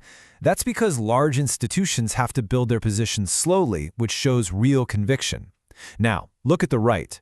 That is a speculative hot money move, a sharp spike up and then a full retrace, usually caused by short-term hype.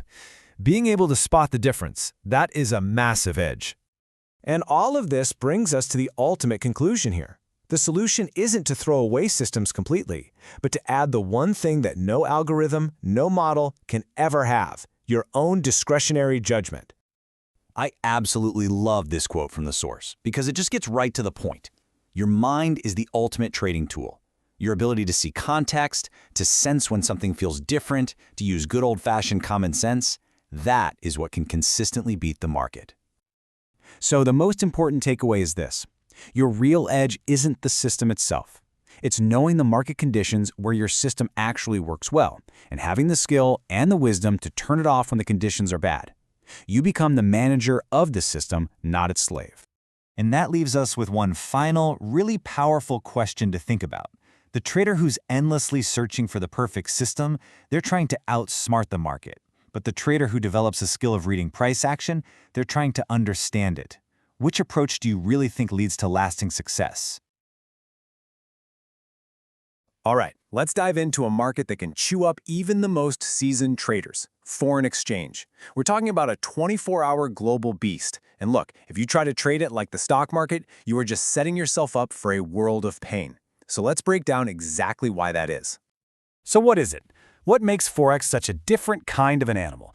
Why do those strategies that absolutely kill it in the stock market just fall apart when you're trading currencies?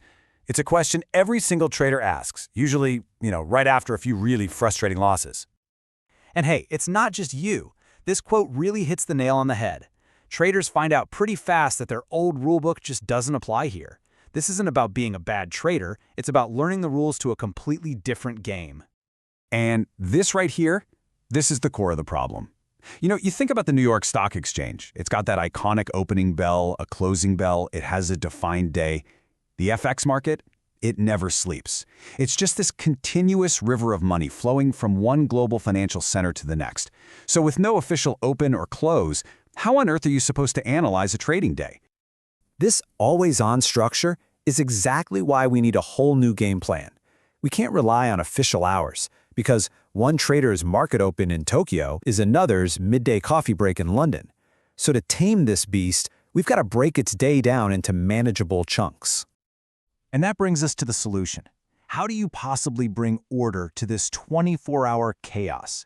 How do you make this gigantic, sprawling market make sense? Well, it turns out the answer is actually a lot simpler than you might think. The key is to stop thinking about one long, endless, brutal day and start thinking in terms of this one number, 3. And here it is, the big breakthrough. We're going to mentally chop up that 24-hour cycle into 3 distinct trading sessions. By treating each one like its own little market within a market, we can finally start to see the patterns, understand who the big players are, and really make sense of all that chaos. These are our 3 sessions, each one centered around the world's major money hubs, Asia, London, and New York. And as you're about to see, each one has its own unique personality, a completely different rhythm, and its own special rules of engagement. The best way to think about this is like a global relay race. Throughout the day, this baton of market activity gets passed from one continent to the next. And in this race, knowing who's holding the baton, well, that's everything. Our race kicks off as Asia wakes up. Trading in places like Tokyo, Hong Kong, and Singapore starts processing all those overnight orders, and that really sets the initial tone for the day. But this first leg of the race has a very, very specific character. So during the Asian session, the main players are often big commercial companies and the regional central banks. And guess what? They tend to hate volatility. This means you often see these jumpy, spiky price moves that test the edges of recent ranges, but these moves rarely stick. More often than not, Asia's job is just to consolidate and clean up after the bigger moves from the day before. Okay, next up, the baton is handed to London. And this is where the true character of the trading day is really forged. London isn't just another runner in the race, it's the anchor leg. It's the main event.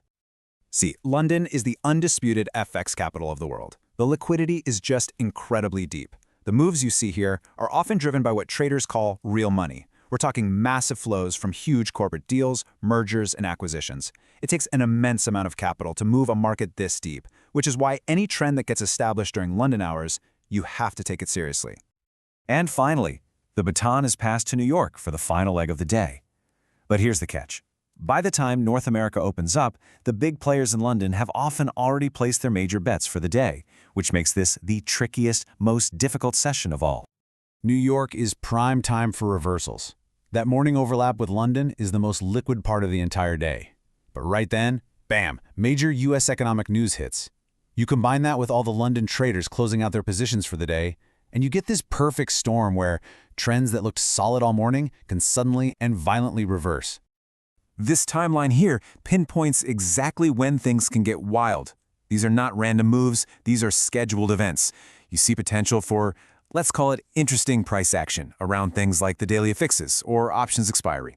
Then comes that critical period around 1800 GMT. That's when the European desks are closing their books, and it is often the trigger for those really sharp session-ending reversals.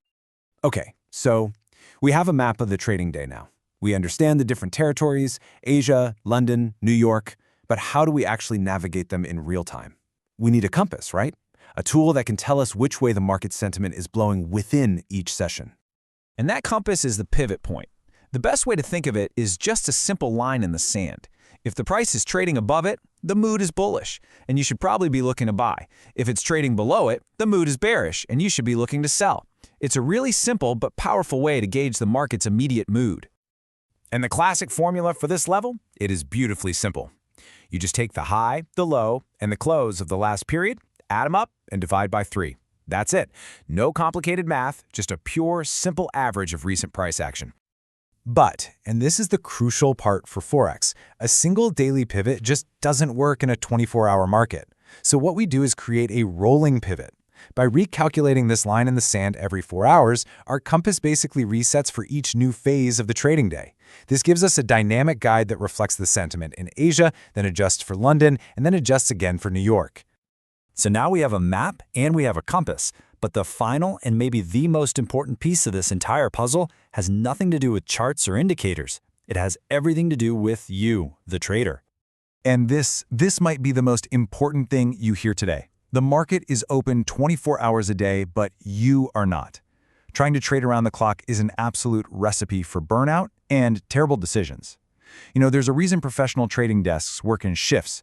Sometimes your greatest edge is just knowing when to turn off the screen. So here are some practical rules to live by. First, pick your battles. Trade 1, maybe 2 sessions, but never all 3. Stay away from those dead zones, like that gap between New York's close and Tokyo's open, when liquidity is super thin and weird things happen. And when you do have a trade on, set your profit target, set your stop loss, and then, and this is the hardest part, step away. Don't let boredom trick you into making bad trades. So that leaves us with one final question. We spend so much time hunting for the perfect strategy, the perfect indicator. But what if the real key to taming this 24-hour beast isn't on your chart at all? What if your greatest edge is actually your schedule? So today we're diving into a very specific condition in the Forex market. It's something that's a hidden danger for most traders, but it's also a massive opportunity for the few who know what to look for. We are talking about thin markets. And this quote, it just perfectly sets the stage. See, when the market gets quiet and the volume dries up, it might seem safe, but really, that's when the predators have the biggest advantage. It's when they get the most bang for their buck. Okay, so to really understand these shark-infested waters, we first have to get a handle on this concept of liquidity. You can think of it as the lifeblood of the market. When there are tons of buyers and sellers, liquidity is high and big orders get absorbed without causing these huge price swings. But when liquidity is low or thin, even small little transactions can send prices flying in completely unpredictable ways. So how do you actually know when you're stepping into one of these danger zones? Well, there are a few really clear signs that you absolutely need to watch for. And what's kind of weird is that the clues can feel like total opposites. As you can see here, on one hand, you might get complete stagnation. I mean, the price is just not moving. But on the other hand, you could see these wild, erratic jumps. Both are just symptoms of the exact same problem, a lack of deep, stabilizing liquidity. You know, beyond just the price action, the clock itself is one of your best guides. As our source material puts it pretty colorfully, once the Europeans go home and the New Yorkers are settling in for an afternoon nap, you can practically hear the liquidity just drying up. The late New York and late Asian sessions, they're notorious for this. And hey, it's not just the time of day. Major events create these predictable lulls. Right before a big economic announcement, everyone's kind of holding their breath, right? The market goes thin. Same thing goes for bank holidays, the slow month of August, and especially that super quiet week between Christmas and New Year.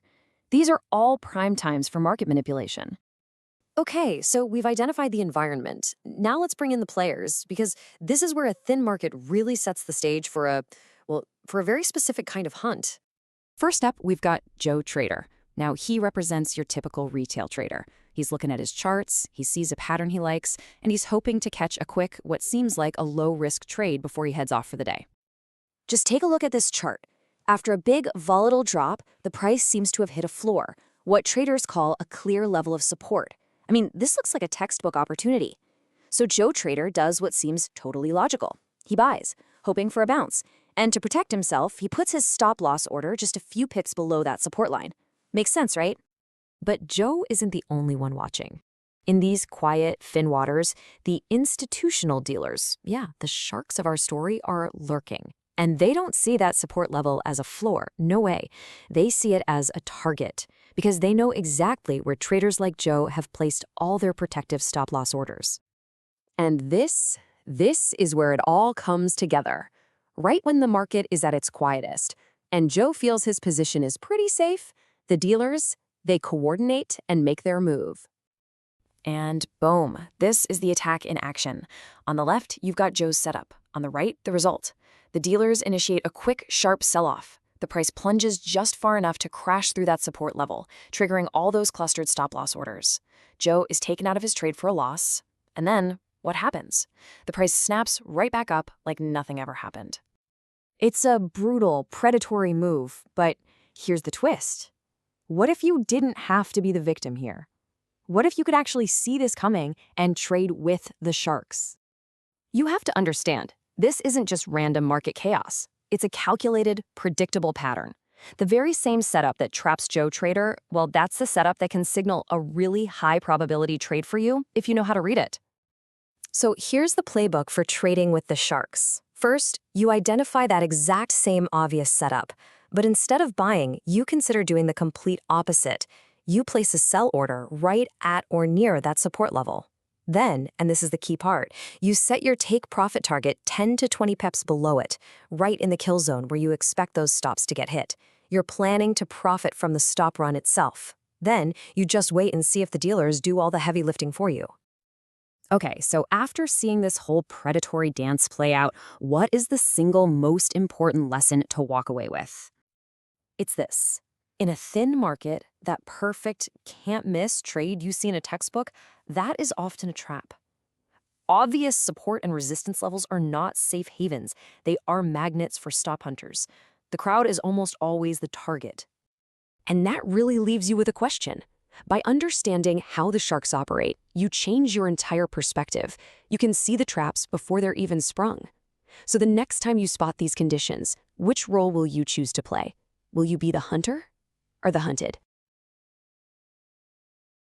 Hey everyone, you know, if you're a Forex trader, there's one question that's always on your mind. How do I find the absolute best, strongest trade out there?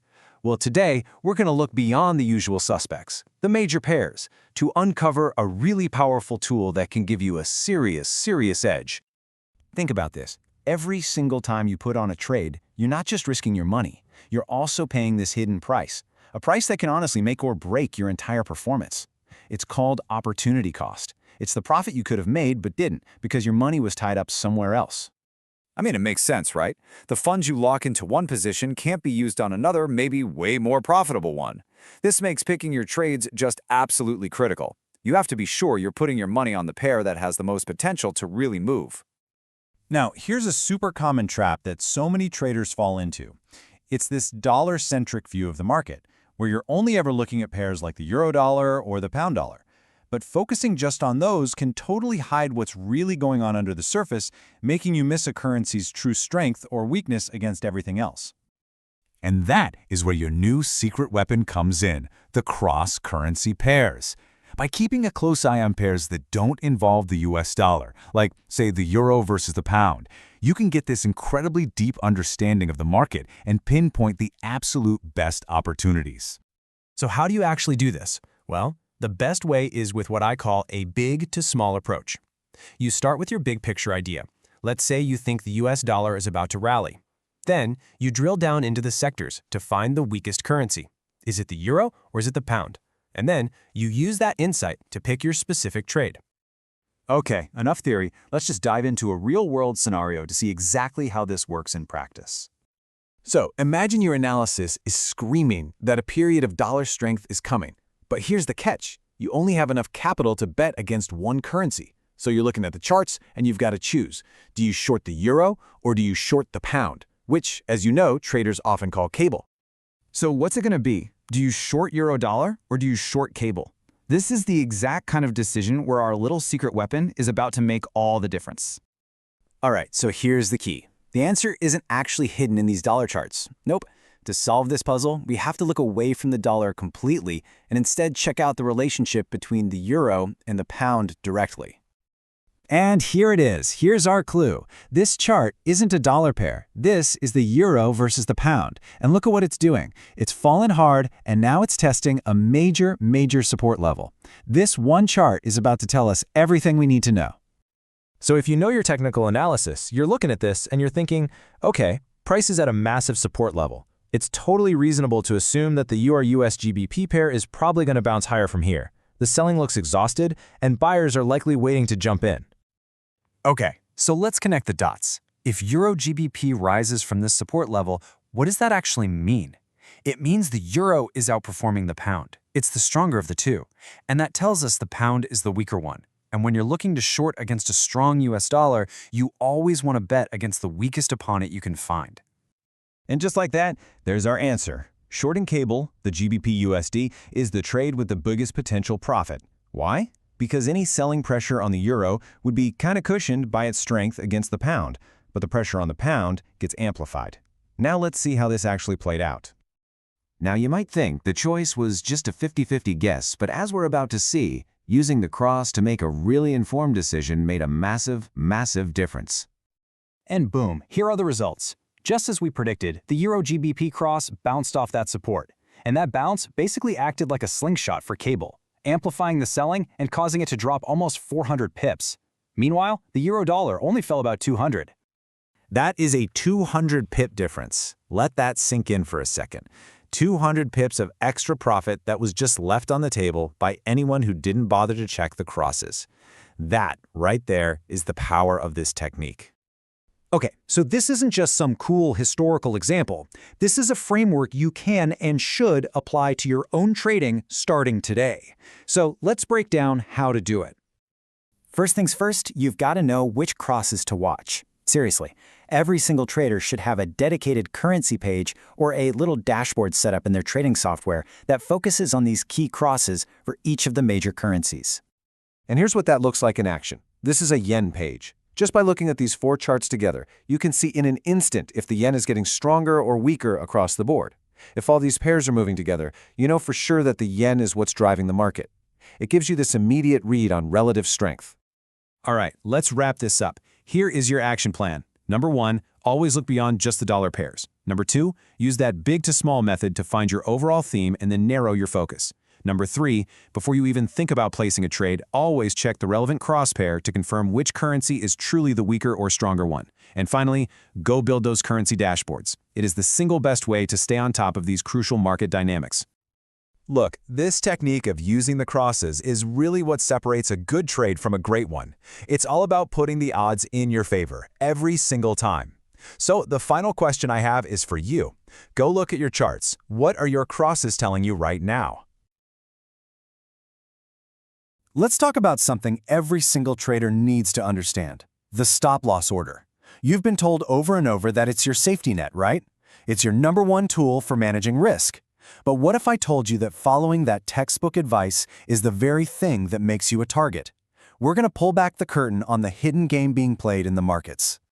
And this quote, wow, it just gets right to the heart of it, doesn't it? The very same people who tell you to place those tight stops might just be the ones who benefit when they get hit. I know, it sounds a little like a conspiracy theory, but as you're about to see, it's a very real part of how the market is structured. So, let's start by really unpacking this idea, this conflict. I'm calling it the broker's big lie. It's all about the massive gap between the advice you're given and the hard reality of how markets actually work. I mean, from day one, this is the mantra, right? Protect your capital, define your risk, never ever enter a trade without a stop loss. It's sold to us as the golden rule of responsible trading. And you know what? On the surface, it makes total sense.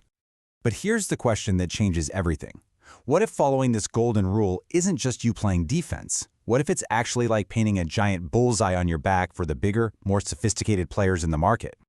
And that brings us to the hidden game being played in the markets, day in and day out. Welcome to the hunt. So what in the world is stop hunting? Well, it's not random. It's an active strategy. It's when dealers or these specialized prop trading desks, they intentionally push the price just enough to trigger a whole cluster of stop-loss orders. They have a pretty good idea of where you and thousands of other retail traders have placed your little safety nets. Okay, now take a look at this chart. This is basically the smoking gun. This is what a hunt looks like up close. You see the price just moving along, doing its thing, and then bam! A sudden super sharp spike down, right into what they call the stop zone. It triggers all those orders, and then almost instantly the price snaps right back up. That wasn't a real market move, that was a raid. And I need you to really let this sink in. This isn't just a bit of bad luck. It's not random market noise that just happened to get you. No. The evidence is clear. This is a systematic practice. It's a feature, not a bug, of the intraday currency markets. So, if the hunt is real, you're probably wondering, where does it happen? Let's pinpoint the exact times and places where you are the most vulnerable. Let's explore the hunting grounds. Okay, so here's the thing. The hunters aren't all powerful. They're smart. They strike when they have the biggest advantage. We're talking about times of thin liquidity, like the early Sydney session or late New York hours, when it takes a lot less money to push the price around. We're talking about obvious technical levels, big round numbers, the low of the day, places where everybody predictably puts their stops.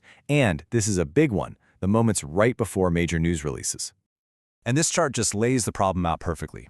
When hundreds, maybe thousands of traders all put their stops just below a really obvious support level, they create what you see right here, an intraday stop zone. Now, to a dealer who can see all those orders, that's not a support level. That's a giant pool of liquidity. It's a target, plain and simple. Now, let's get into one of the most cynical tactics they use, weaponizing the anticipation around big economic news. Look closely at this chart with me. See that? About 5 minutes before the data comes out, there's this huge, aggressive push lower. What's happening is the dealers are selling hard into a thin market, specifically to drive the price down to that stop zone we just talked about. They trigger all the stops, take out the retail traders, and then, after the news is released and turns out to be a big nothing burger, they just buy back their positions, probably at a much better price. They literally manufacture their own volatility. And here is the logic, spelled out for us. The dealer isn't actually betting on the news. They're betting that the news will be insignificant. So they figure, hey, let's create our own profit by shaking out all the predictable traders before the release, knowing the market will probably just bounce right back. It's a cold, calculated move against predictable behavior. Okay, so that's the problem. And yeah, it sounds like a tough environment out there. But here's the good news. You don't have to be the prey. So let's shift gears and look at how the pros navigate these waters and avoid falling into these traps. This slide is so important. On the left, you've got the typical retail approach, a fixed static stop loss, say 10 pips, just sitting there on your broker's server for them to see. Predictable. Now look at the right, the professional mindset. Stops are dynamic, they're based on actual market conditions, like a moving average. Often they're kept hidden on the trader's own computer, so they're invisible to the broker.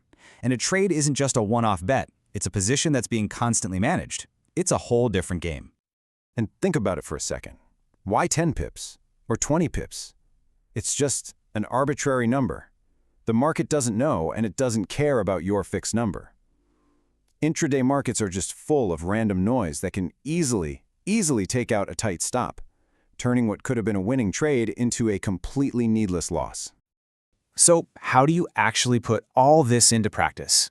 Let's boil everything we've just talked about down to a clear set of rules for survival. This is all about how you can stop feeding the hunters. Here they are, 4 simple but really powerful rules. First, be less predictable. Don't put your stop right at 1.2 thousand along with everybody else. Tuck it away somewhere smarter. Second, just stay out of the market right before a big news release. It's a minefield. Third, try to avoid trading when the market is thin and can be easily pushed around. And finally, and maybe most importantly, learn to think dynamically. Use stops that adapt to the market's real volatility, not just some fixed number you pulled out of thin air. And really, that's what this all comes down to. The market is a game of information and strategy. Once you understand tactics like stop hunting, you're not just a pawn anymore, just reacting to price moves. You can start to think differently, to act differently, and to change your role in this whole ecosystem. So the question you have to ask yourself now is, are you going to keep being the hunted, or are you going to learn to trade like the hunter? Welcome to The Explainer. Today, we're going to break down a force in the financial world that's so powerful it's earned itself a nickname, the vicious FX trend. We're going to look at why these trends are so relentless and what you can learn by understanding their life cycle. So let's just start with a really powerful warning.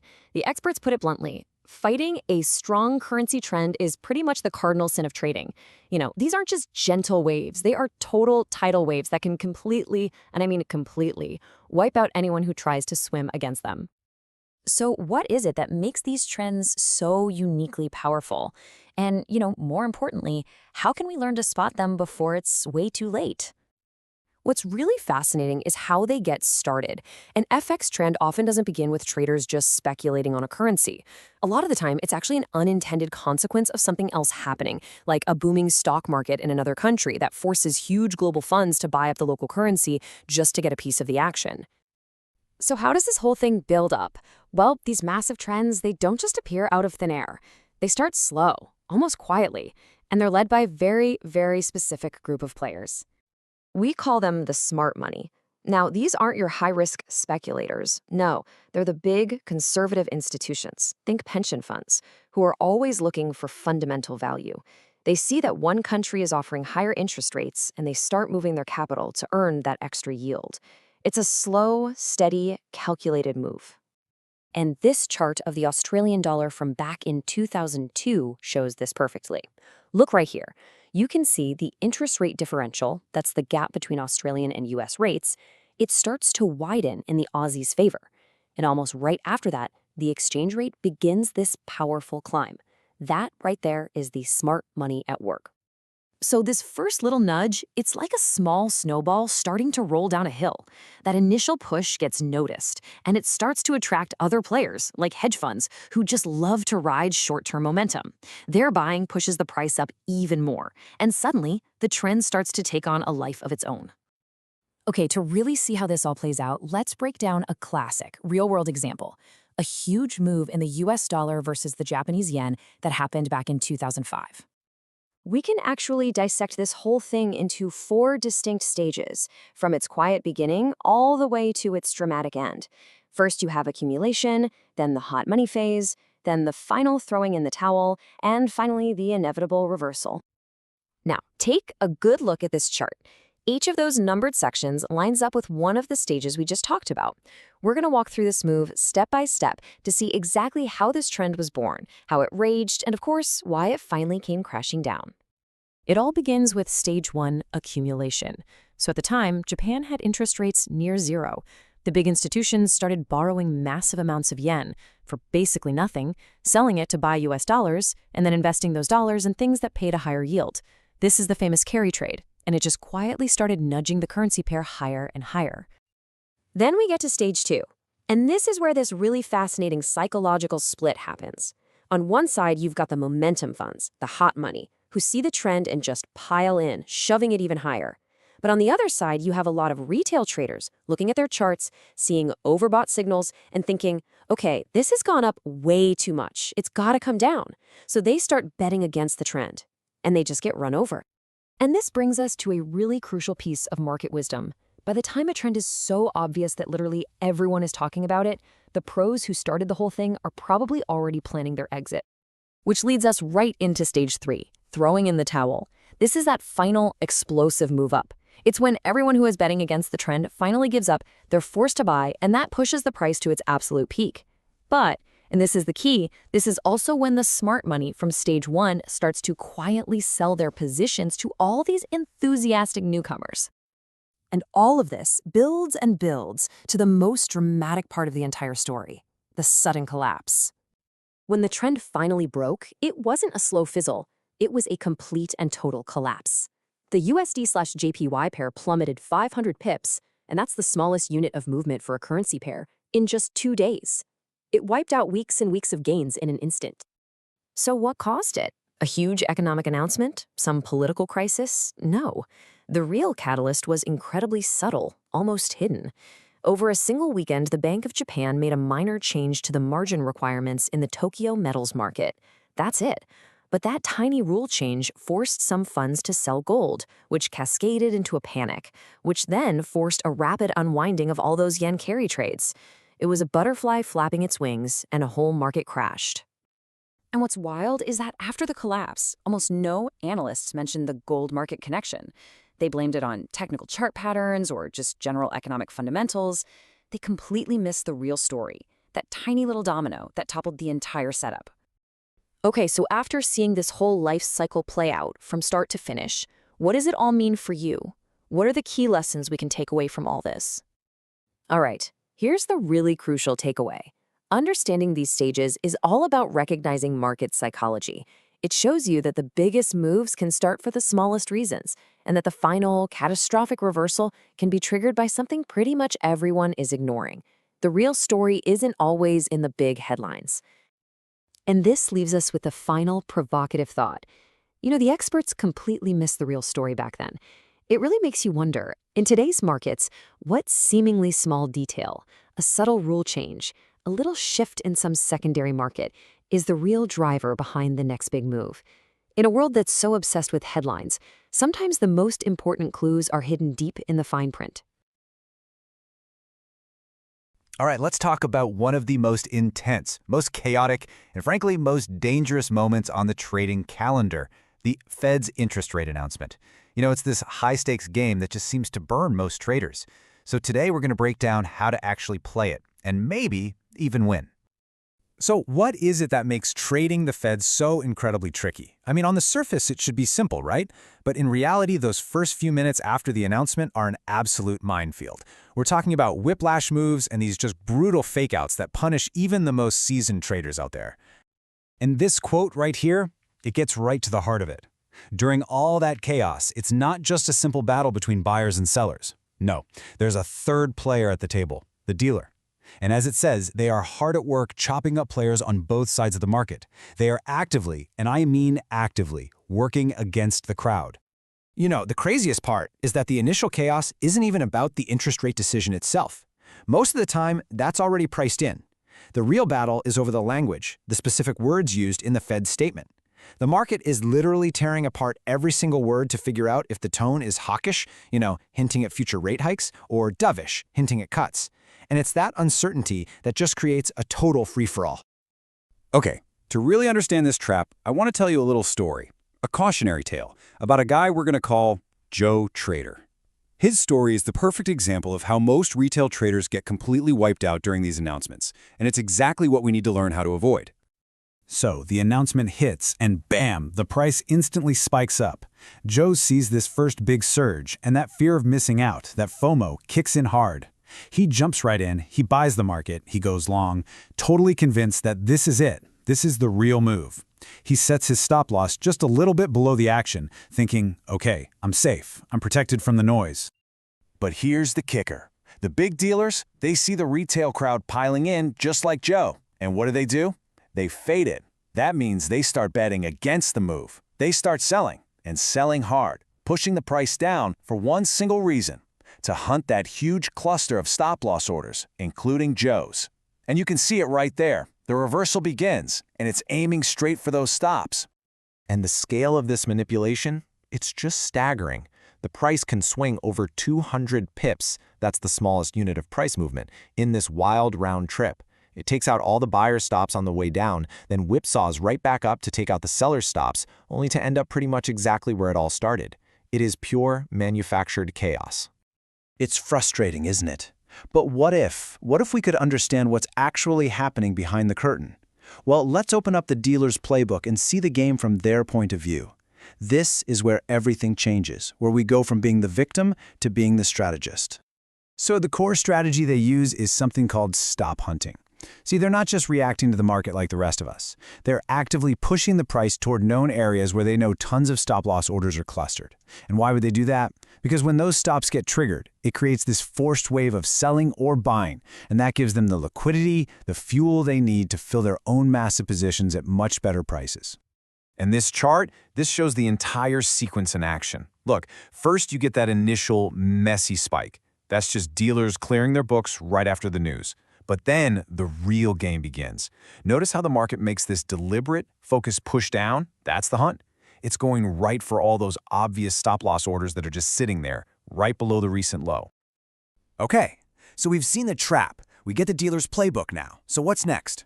Well, here comes the most important part. How do we actually use this to our advantage? It's time to turn their game into our strategy. The strategy is actually, believe it or not, pretty simple, and it's all about one thing: patience. So step 1, before the announcement, you just identify that tight trading range. Step 2, during that first chaotic spike, you do absolutely nothing. You just wait. You watch.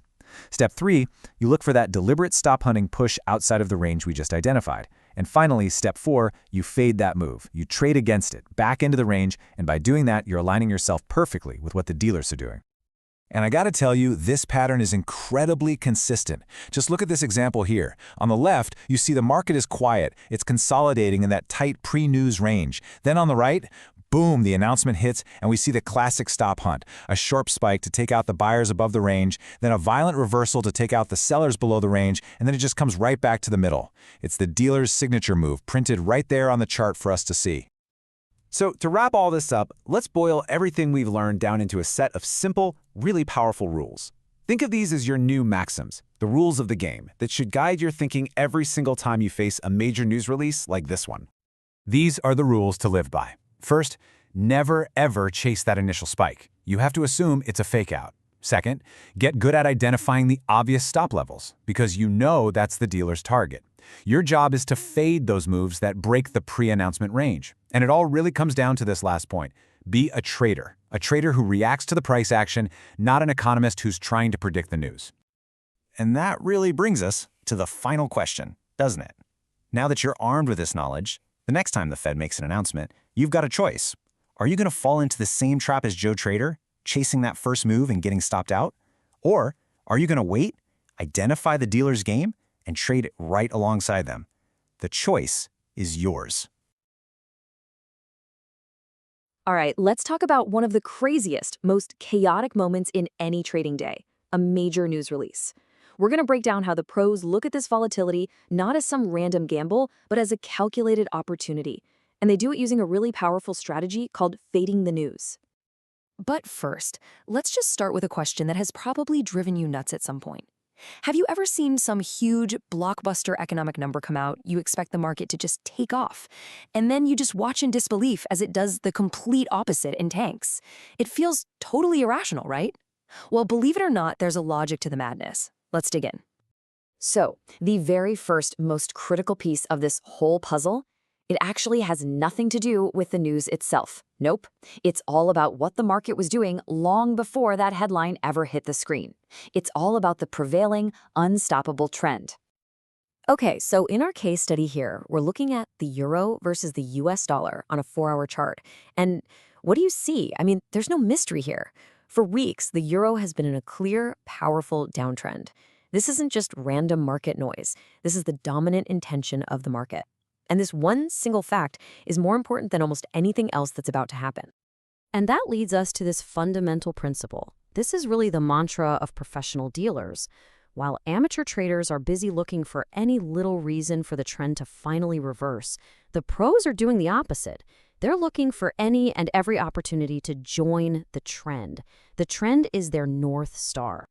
Now, this is interesting. In the hours right before a big announcement, like a major jobs report, a strange calm often falls over the market. But don't be fooled. This quiet isn't peaceful. It's the market coiling up like a spring, getting ready to set the perfect trap. You can see it right here. The price action gets squeezed into this very tight, very obvious range. The big players, they're on the sidelines, reducing their risk. But this little box creates something that the big dealers absolutely love. Crystal clear levels, where amateur traders are putting their stop-loss orders, just above the high and just below the low. Those spots become magnets, little pools of liquidity just waiting to be hit. And then it happens. The data is released, and for a few frantic, insane moments, all hell breaks loose. This initial explosive move is what's called the knee-jerk reaction, and it is perfectly designed to catch the amateurs off guard. So the news hits, and in this example, it's bad for the US dollar. The immediate textbook reaction is to sell the dollar, which sends the euro screaming higher. Boom, this huge green candle erupts, breaking out of that pre-news range.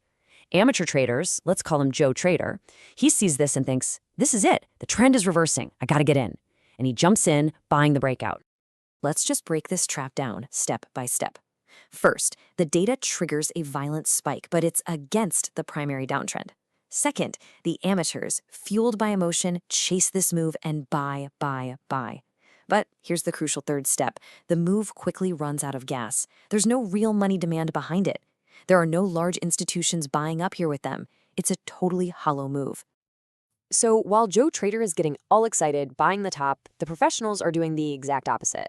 They see this spike not as a reversal, but as a golden opportunity to sell at a much better price, perfectly aligned with that dominant downtrend they've been following all along. This is the countermove. The dealers, the funds, they fade the spike. They start selling, and selling aggressively into all that amateur buying pressure. Suddenly, all those buyers are trapped, and the pros have a huge wall of buy orders to sell into. This completely overwhelms the buyers, and the price reverses hard. So what we really have here are two totally opposed mindsets. The amateur trader reacts emotionally, they follow that spike, and they fight the established trend, and they almost always get stopped out for a loss. The professional dealer, on the other hand, anticipates this whole sequence. They fade the spike, they trade with the prevailing trend, and they actively hunt the stops of all those trapped amateurs. And once all the dust settles from that initial explosion, the market's true intention becomes crystal clear again, which brings us to the final, really powerful lesson of this whole thing. And here's the result. The chaos dies down, and that established downward trend in the euro just resumes with a vengeance. The market snaps right back to its original path, crashing down through the levels where all those breakout buyers had their stop losses, and just wiping them out. This brings us to the most important takeaway from this entire analysis. It's so simple, but so crucial. Do not assume that one piece of news is enough to reverse an established trend. Think of a market with strong momentum, like a giant ocean liner. One little speedboat of a news report is not going to turn that thing around on a dime. So I'll leave you with this question. The next time you see a huge news release send the market flying against the trend, you have a choice to make. Are you going to chase that spike and become the bait? Or are you going to wait, think like a professional, and become the hunter? You know, in the wild world of Forex trading, everyone tells you to trust the experts, right? The analysts. But what if that's literally the worst advice you could take? Today, we're diving deep and asking a very blunt question about these market gurus. Who should actually care about what they have to say? So get this. The source material for today's explainer kicks things off with this absolute bombshell of a quote. The author would literally put his money on chimps throwing darts at a board over professional FX analysts. I mean, wow. That sets a pretty clear and very skeptical tone for what we're about to unpack. All right, so first up, let's look at how the analyst became this kind of superstar figure, this supposed all-knowing guide for the rest of us. It's actually a pretty brilliant marketing strategy if you think about it. Brokers know that new traders are, well, terrified. The market looks like pure chaos, so they roll out a hero, the analyst. And the message is so simple and comforting. Hey, don't worry, our expert will show you the way. It's an incredibly effective sales pitch. Okay, but this leads us right to the heart of the problem. A massive, glaring conflict of interest. It all comes down to one simple question. Who do these analysts really work for? So let's peel back the curtain a little bit. Who are these people really? The ones we see on financial TV telling us with so much confidence where the euro or the dollar is headed next. Well, for starters, they're almost never actual traders. I mean, go look up their bios. You'll see some really impressive degrees, a lot of theoretical knowledge, but they're paid a nice cushy salary that has absolutely nothing to do with whether their predictions are right or wrong. And think about it. If they were that good at calling the market, they wouldn't be collecting a paycheck, would they? They'd be running their own hedge fund. And this slide just lays it out so perfectly, right? The huge gap between what we think they are and what they actually are. We're sold this idea of an expert predictor, a market guide. But the reality? They're a salaried employee, a skilled salesperson, maybe even just an entertainer whose real job isn't to be right, it's just to be convincing. Right, so here's the absolute kicker. Their real job is to make money for their employer, the broker. And how do brokers make money? Simple. When you trade. This is why you get this constant fire hose of trading ideas and setups from them, but you will almost never, ever hear an analyst say the two most powerful words in trading: stay flat. Because if you don't trade, their company doesn't get paid. And this analogy just hits the nail on the head. It's a fundamental conflict of interest. I mean, would you seriously trust an investment bank analyst giving a strong buy rating to a company their own bank is about to take public? Of course not. It's the same exact principle. You should never, ever trade based on advice from the person who's on the other side of your trades. All right, so that's all the theory. Now let's get our hands dirty and look at a real-world case study to see exactly how these false narratives get built, piece by piece. Okay, so here's the setup. This is the euro versus the US dollar, right around the big monthly jobs report in the US. You can see the market is just kind of flat, holding its breath. Then, boom, the data hits. The price just tanks. But then, just as fast, it rockets right back up and ends the day where it started. a classic V-shape. Now, how do you explain that? So how did the experts explain this? Well, one analyst came up with this story. They spun this whole tale about massive institutional investors aggressively buying the dollar, only to completely rethink their entire multi-billion-dollar strategy a few hours later and sell it all back. It sounds really sophisticated, but does it actually make any sense? Does it? Really? I mean, if you just stop and think about it for a second, that entire official-sounding story just completely falls apart. First off, giant institutional investors, we're talking pension funds, insurance companies, they don't radically change their entire long-term view of the U.S. economy because of one data point, and they certainly don't reverse that entire view a few hours later. But even more important, this all happened on the Friday before a long holiday weekend. Were those big-shot traders even at their desks making these massive strategic shifts? It's pretty unlikely. You see, the analyst had to invent this whole complicated story about human psychology and macro strategy, when the real answer is so much simpler. It's just market mechanics. The real story isn't about why something happened. It's about what the market was already doing. This right here, this is the missing piece of the puzzle. The one thing the analysts just completely ignored. See that on the left? In the days leading up to the report, the price was steadily climbing. What does that tell you? It tells you that traders were already buying the euro, betting that the U.S. jobs number was going to be terrible. The market was already totally positioned on one side of the boat. Okay, so let's walk through what really happened from a trader's point of view. It's just 4 simple steps. 1. The market was already long the euro. Everybody was betting it would go up. 2. The jobs number was a positive surprise, which forced all those people to scramble and sell at once, causing that big drop. 3. All that selling triggered a bunch of automated stop-loss orders, creating a squeeze that punished anyone who tried to jump on the bandwagon late. And 4. Once all that chaos cleared out, the price just went right back to where it was before. It's pure market mechanics, no grand strategy needed. So that whole case study really shows you how misleading these expert stories can be, right? So if we can't always trust the analysts, who should we trust? Well, check this out. The Economist magazine actually did this fascinating little experiment. They asked these 4 very different groups to predict some key economic numbers for the next year. You've got the ultimate insiders, the ex-finance ministers, you've got the captains of industry, the brilliant students, and garbage collectors. So who do you think won? Who got it right? Who had the best crystal ball for the economy? The number 1 spot, the most accurate forecasters of them all. The garbage collectors. Yep, you heard that right. They were the most accurate. And guess who came in dead last? The ex-finance ministers, the people you'd think would be the ultimate experts. Look, the point of all this isn't to say that every single analyst is a bad person. It's much simpler than that. The crucial takeaway here is that you have to be relentlessly skeptical.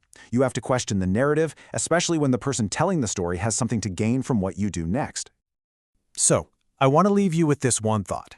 The next time you're listening to some expert analyst on TV or reading their report, don't just ask if their prediction is going to be right. Ask yourself a much better question. What are they really selling? You know, if you've ever felt like the Forex market wasn't, well, a totally level playing field, you're not wrong. Today, we're going to pull back the curtain and look right into the FX dealer's secret playbook. We're going to explore how they play a game that's, let's be honest, tilted in their favor right from the start. Okay, to really get a handle on this, check out this analogy. It's just perfect. Imagine a poker game where you can see everyone's cards but are allowed to keep yours tight to your chest. I mean, that just nails it, right? It perfectly captures the dealer's position. They're not just playing the same game as you, they're playing with this massive, you could almost say unfair, advantage. All right, let's break this down. The fundamental setup is really simple. If you're trading through a dealer, you are trading against them, period. When you buy, they're the ones selling to you. It's a total zero-sum game. And the thing is, they start with a huge edge. And here's the crazy part. The dealer's true advantage isn't just about having bigger pockets or better spreads. No, it's information. And get this informational advantage is so powerful, so profound, that banks can literally staff their dealing desks with pretty inexperienced traders, and those traders are still almost guaranteed to make money. The secret sauce isn't genius trading skills, it's having privileged information. So what is this secret weapon we're talking about? What's the big secret? Well, it all comes down to something called order flow information. And I'm telling you, this is without a doubt the single most valuable thing any short-term trader could have. And guess what? Dealers have tons of it. Okay, so let's define what we mean by that.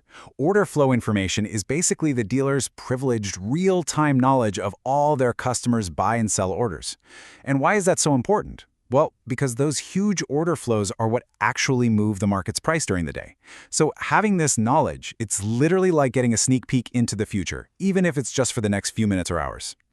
And this just lays it all out. It shows the massive gap between what a dealer sees and what a retail trader like you or me gets to see.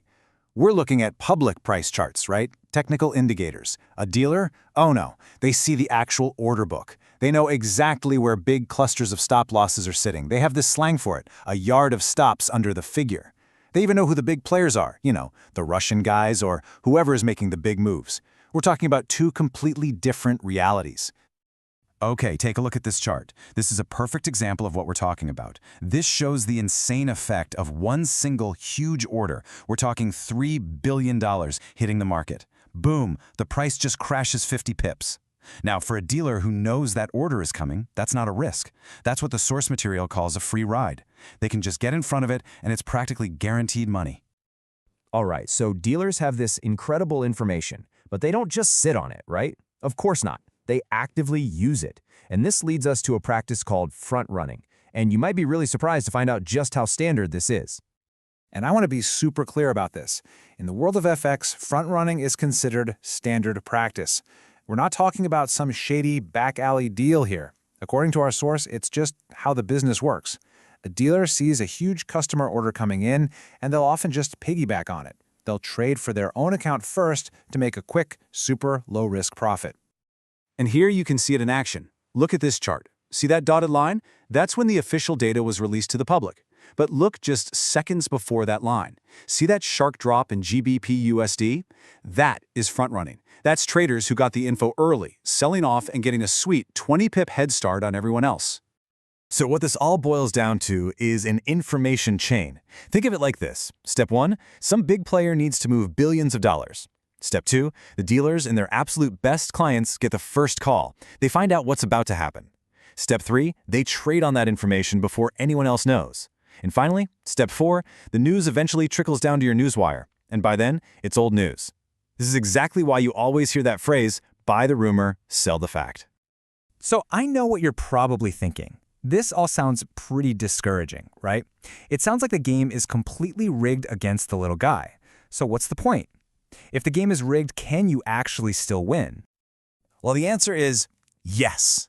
But, and this is a big but, it requires a total shift in how you think about trading. Look, you're never going to see their cards, you're never going to get that inside information. That's just a fact.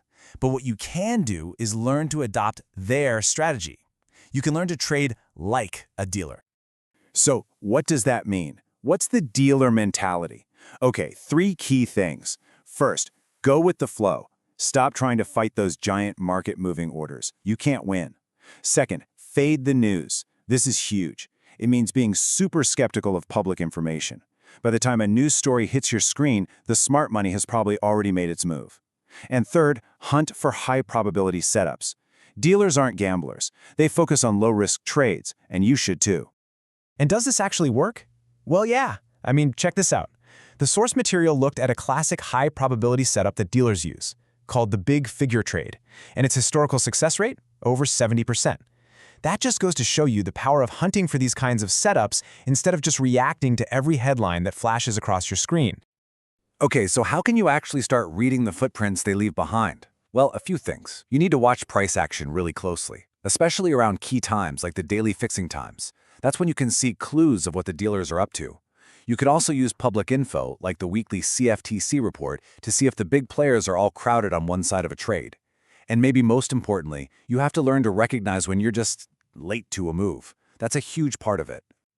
So what's the big takeaway from all this? It's that the market, especially short-term trading, isn't about predicting the future. It's not about having some magical crystal ball. It's really about understanding the players in the game and knowing what advantages they have. Look, once you understand the dealer's playbook, you can start to anticipate their moves. You can learn how to avoid being the person on the other side of their free ride. So, I'll leave you with this question. Knowing what you know now, what's your next move going to be? All right, today we're going to dive into a trading strategy that takes one of the most maddening things that can happen in the market and flips it into a huge opportunity. It's called the big figure trade, and yeah, it's all about learning how to beat the dealers at their own game. You know the feeling, right? We have all been there.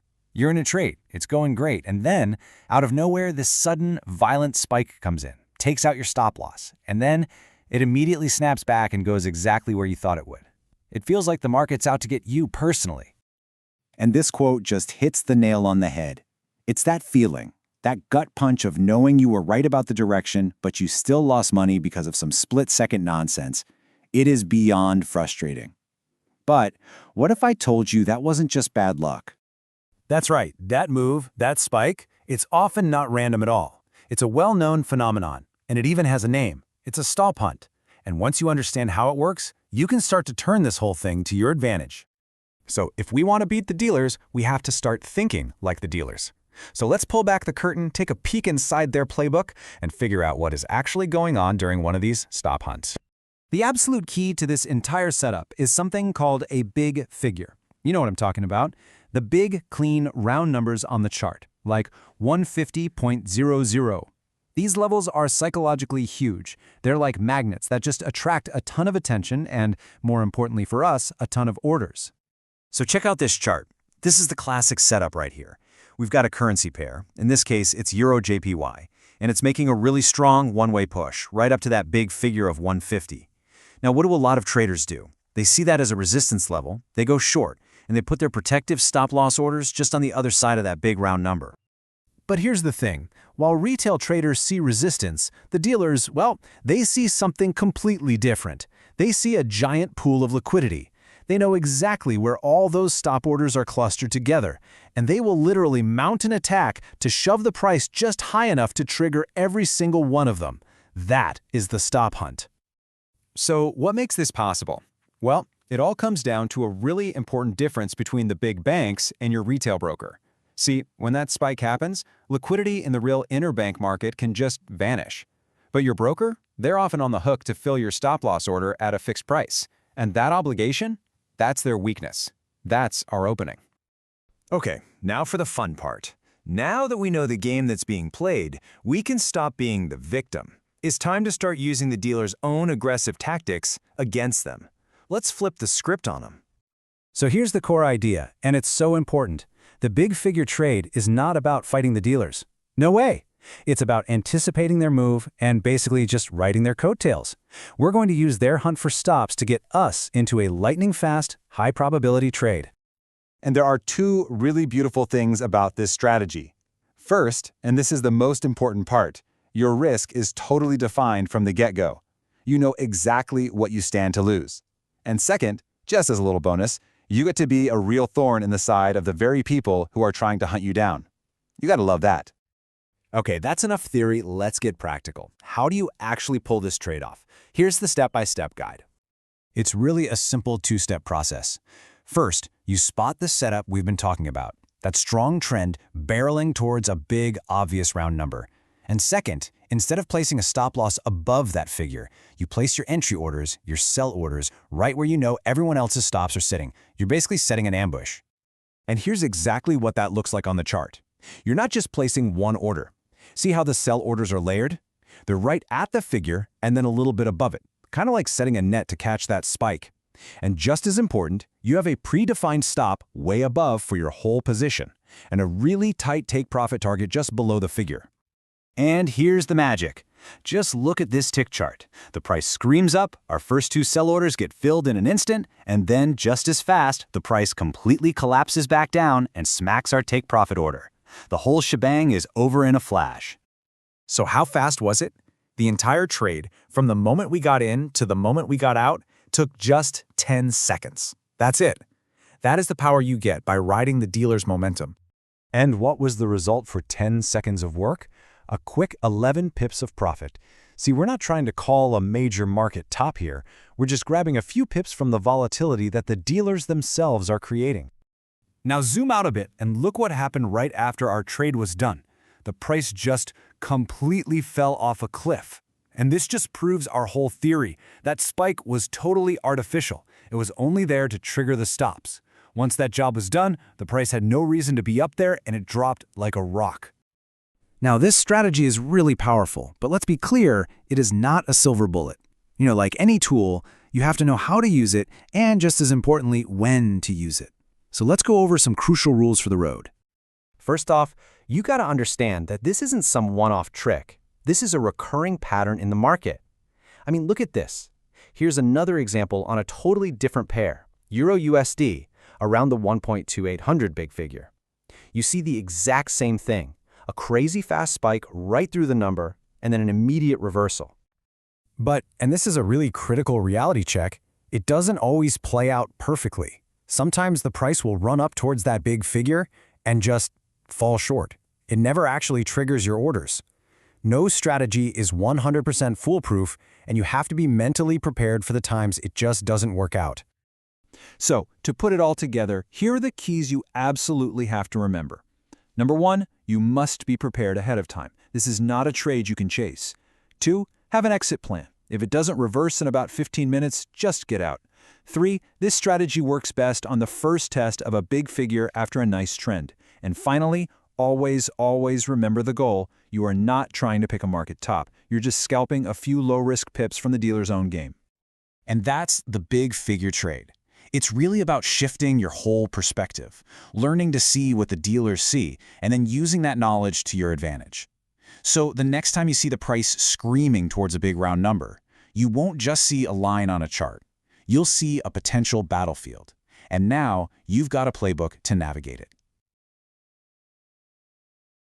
All right, let's talk about something most traders, well, they just don't touch. We're going to break down a really simple but super powerful Forex pattern that you can actually trade over the weekend. You know the feeling, right? It's Friday afternoon, you're closing out your trades, and then that little voice in your head starts. What's going to happen at the Sunday open? Is some massive gap against me going to just wreck my week? Honestly, most of the time it feels like a complete coin flip. And yeah, for a lot of people, it is a gamble. But what if I told you there's a recurring pattern that could flip that uncertainty on its head, turn it from a gamble into a real calculated opportunity? Well, that's exactly what we're going to dig into right now. So this pattern, it's called the Friday to Sunday extension, and the whole idea is actually pretty simple. When you have a really volatile Friday, whatever trend was in place at the close is super likely to just continue when the market opens back up on Sunday. So we're not looking for some miracle reversal here. We're betting on steady, predictable continuation. Just take a look at this chart. See that? On Friday, you've got a really clear, strong move down right before the market closes. Then, what happens on Sunday? No crazy reversal, no giant gap up. The price just kind of keeps trickling down. That right there is the extension in action. Okay, so the big question is, why? Why does this even happen? Well, the secret sauce here is something called a thin market. Think about it. On a Sunday evening, New York time, who's really trading? The volume is super low. And when there are fewer people in the market, even a small trickle of orders can push the price around in a big way. Right, so where are those orders even coming from? Well, after a crazy volatile Friday in New York, the dealers over in Sydney, they come into work on their Monday morning with a huge pile of orders left over. They're not trying to be heroes and start some new trend. Nope, they're just processing all the leftover business from Friday. And when they do that in this thin, quiet market, guess what? They just keep pushing the price in the exact same direction it was already going. Okay, so now we get why it works. Let's talk about how to spot it.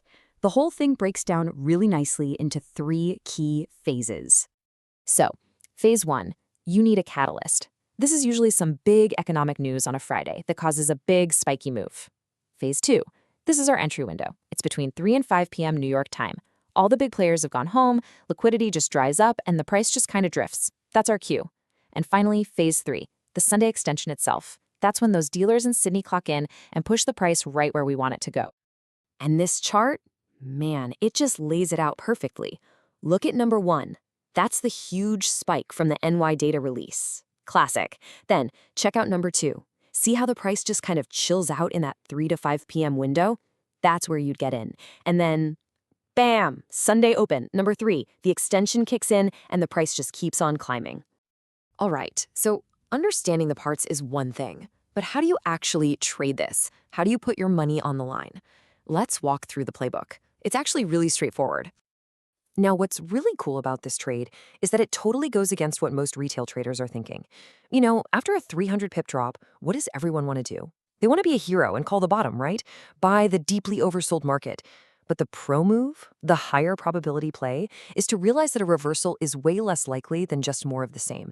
The key is to trade with that powerful flow, not against it. So here's your plan. It's just 3 simple steps. Step 1, find a Friday that had a big, clear, news-driven move. Step 2, sometime in that quiet little window between 3 and 5 p.m., you enter a trade going in the same direction as that big move. And step 3, you pop back on Sunday evening, grab your profits, and you're done for the day, before Tokyo even wakes up. Okay, but let's be real for a second. No trade is a guaranteed win. Ever. So we have to be professionals here. We need to talk about the rules, the essential stuff for managing your risk and making sure the odds are stacked in your favor. And speaking of reality, check this out. On the left, you have a picture-perfect trade, huge drop on Friday, and then a nice clean continuation down on Sunday. Beautiful. But look at the one on the right. Here, nothing. The market just went sideways. The pattern isn't foolproof. It doesn't work 100% of the time, and you absolutely have to understand that going in. But, and this is a really big but, here is the beautiful thing about this trade. Because that Sunday market is so, well, lazy and thin, even when the extension fails, you almost never see a sharp, violent move against you. What that means is you can usually get out of the trade at break-even or maybe with a tiny little loss. The risk-reward is just naturally tilted in your favor.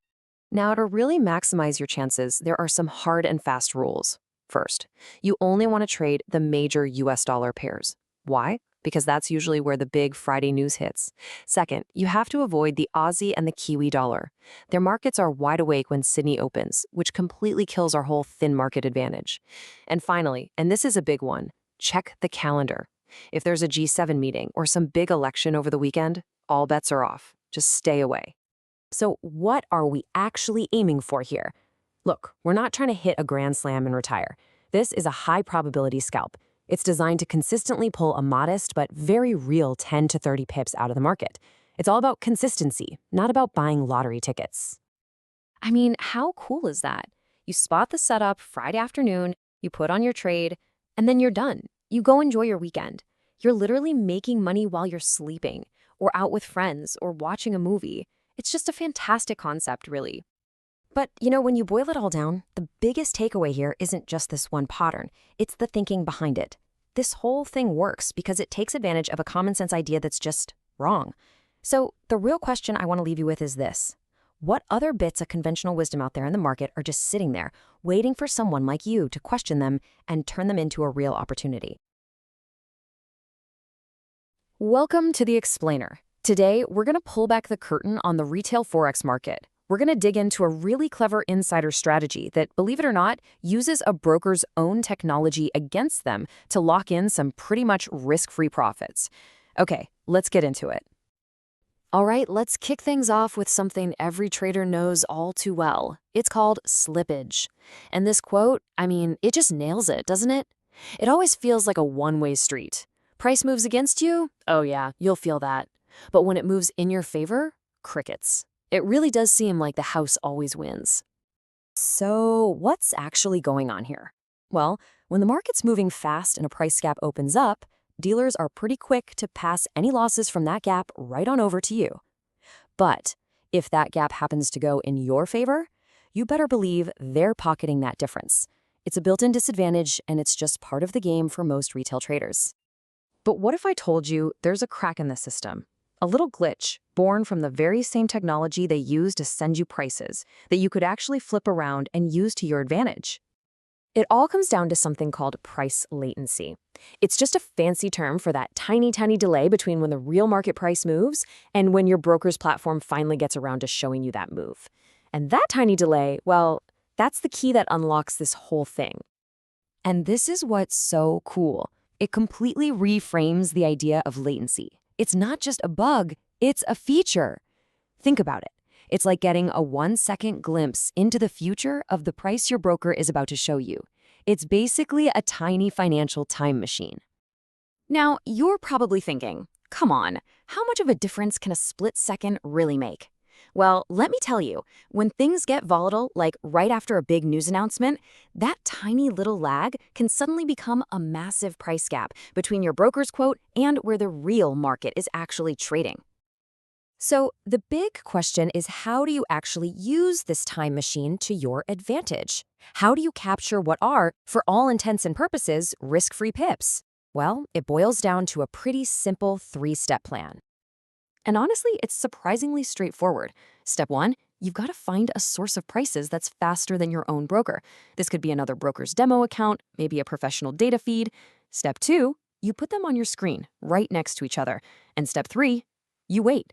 The second you see the fast feed jump and your broker's feed is still asleep at the wheel, you hit it. And here's exactly what that moment looks like. A big news event hits. Bam! You can see feed 1 and feed 2 just instantly shoot up. But look over at feed 3. It's lagging. It's still offering a price that's ancient history, creating this perfect little window to buy on that slow feed before it has any clue what just happened in the real market. Look, let's be crystal clear here. This is not about cheating. You're not hacking anything. You are simply taking a price that the broker is publicly, officially offering to you. Like the slide says, think of it as a little payback for all those times you got a terrible fill or your stop got run. It's just leveling the playing field. Of course, it can't be that easy all the time, right? The brokers, they're not dumb. They know this vulnerability exists, and they've definitely come up with ways to protect themselves, especially when they know people will be trying this. So during those huge scheduled news events, the non-farm payrolls report, that kind of thing, the brokers go on high alert. They might suddenly switch over to manual execution, where an actual human being has to approve your trade. Or they'll widen their spreads so much that any potential profit is just gone. Or sometimes they just flat out reject every single trade for a few seconds. So you might be asking yourself, is this even legal? And the answer is, absolutely. You are not doing anything wrong. You're just accepting a price that your broker is advertising to the entire world. If their technology can't keep up, well, that's their problem, not yours. And this whole thing really brings up a much bigger point, which is why finding these tiny little advantages is so incredibly important for your long-term survival as a trader. It all comes down to the huge and often invisible cost of trading, the spread. So let's just run some numbers here. Imagine you have a pretty active trader, let's say with a $50,000 account. Given the leverage and how often they trade, it is not at all crazy for their total annual trading volume, that's the value of every trade they make added up, to reach a mind-blowing $500 million. Now, what happens when you start applying your broker's spread, that little fee on every trade, to that insane amount of volume? Well, the cost of just doing business, it absolutely explodes. Okay, check this out. Let's say you're choosing between two brokers. Broker A charges a 3-pip spread. Broker B is a little better. They charge 2 pips. Seems like a tiny difference, right? Just 1 pip. But over a year for our active trader, the impact is enormous. That single tiny pip of difference costs our trader an extra $25,000 a year. Let that sink in. That's half of their entire starting account equity just gone, wiped out by transaction costs before they've even made a single dollar in profit. And that right there is the brutal reality of this game. It's not always about picking the right direction. It's about surviving the constant grind of transaction costs. And that's exactly why finding every single edge you can, no matter how small, like the latency arbitrage we talked about, is absolutely essential. All right, so if you're thinking about this strategy, here are a few final pro tips right from the source. First, don't just focus on the huge news events everyone is watching. Look at the second-tier ones. Also, check out the more exotic currency pairs, because dealers don't watch those as closely. And this is a big one. Always make sure the price gap is actually bigger than your spread. And finally, always take a screenshot. It's your proof if anyone ever questions the trade. In the end, understanding these hidden gears, turning behind the scenes, is really the first big step toward mastering this whole game. It's about realizing it's not just what's on the charts, it's the structure of the market itself. And once you know there's a man behind the curtain, it kind of changes how you see everything. Thanks for tuning in. Ever wonder what really separates the top currency traders from, well, everyone else? Here's a hint. It has nothing to do with a crystal ball.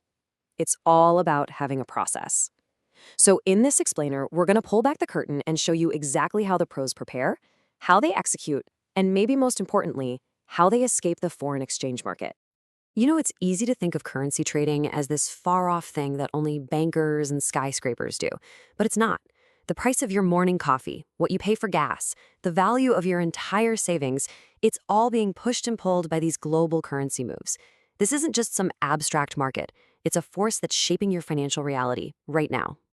And that's exactly why understanding this world is so powerful. It's about making a shift, right? Going from being a passive bystander, just getting knocked around by the waves, to being an active participant who's armed with a professional's perspective.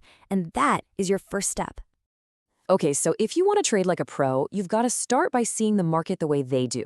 And for them, it's a battlefield. Success isn't about charging in with guns blazing. No way.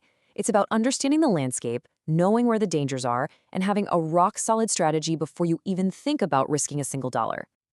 And make no mistake, the terrain out there today is treacherous. We're in an era of really choppy, unpredictable markets where a single news headline can cause these massive swings and just suck all the money out of the market in a second. Look, this is a seriously dangerous place if you're not prepared. The pros are always watching out for two big dangers. First up is declining liquidity.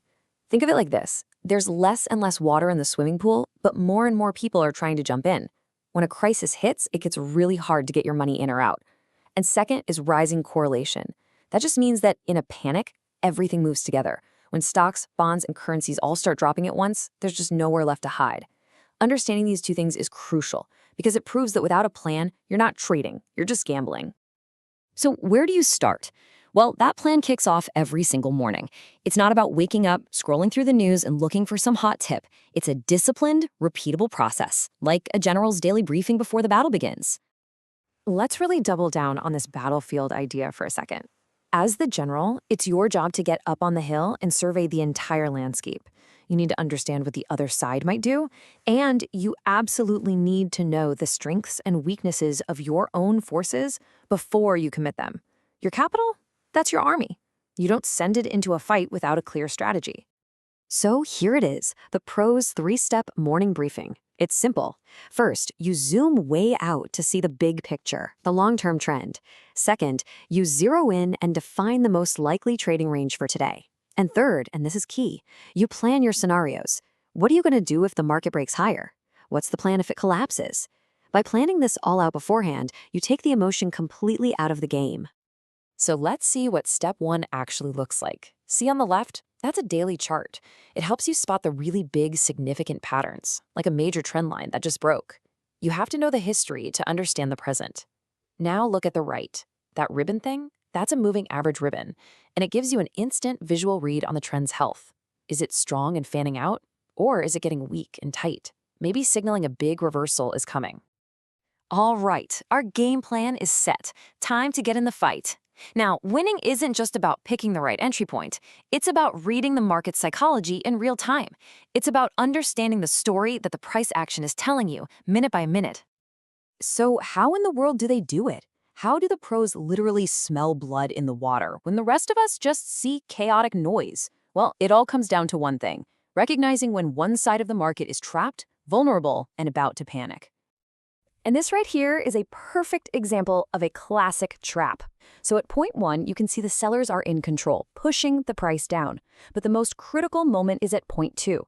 See that weak, pathetic little recovery? That's the tell. That tells a pro that the buyers are totally exhausted and trapped. That weak recovery, that's the blood in the water.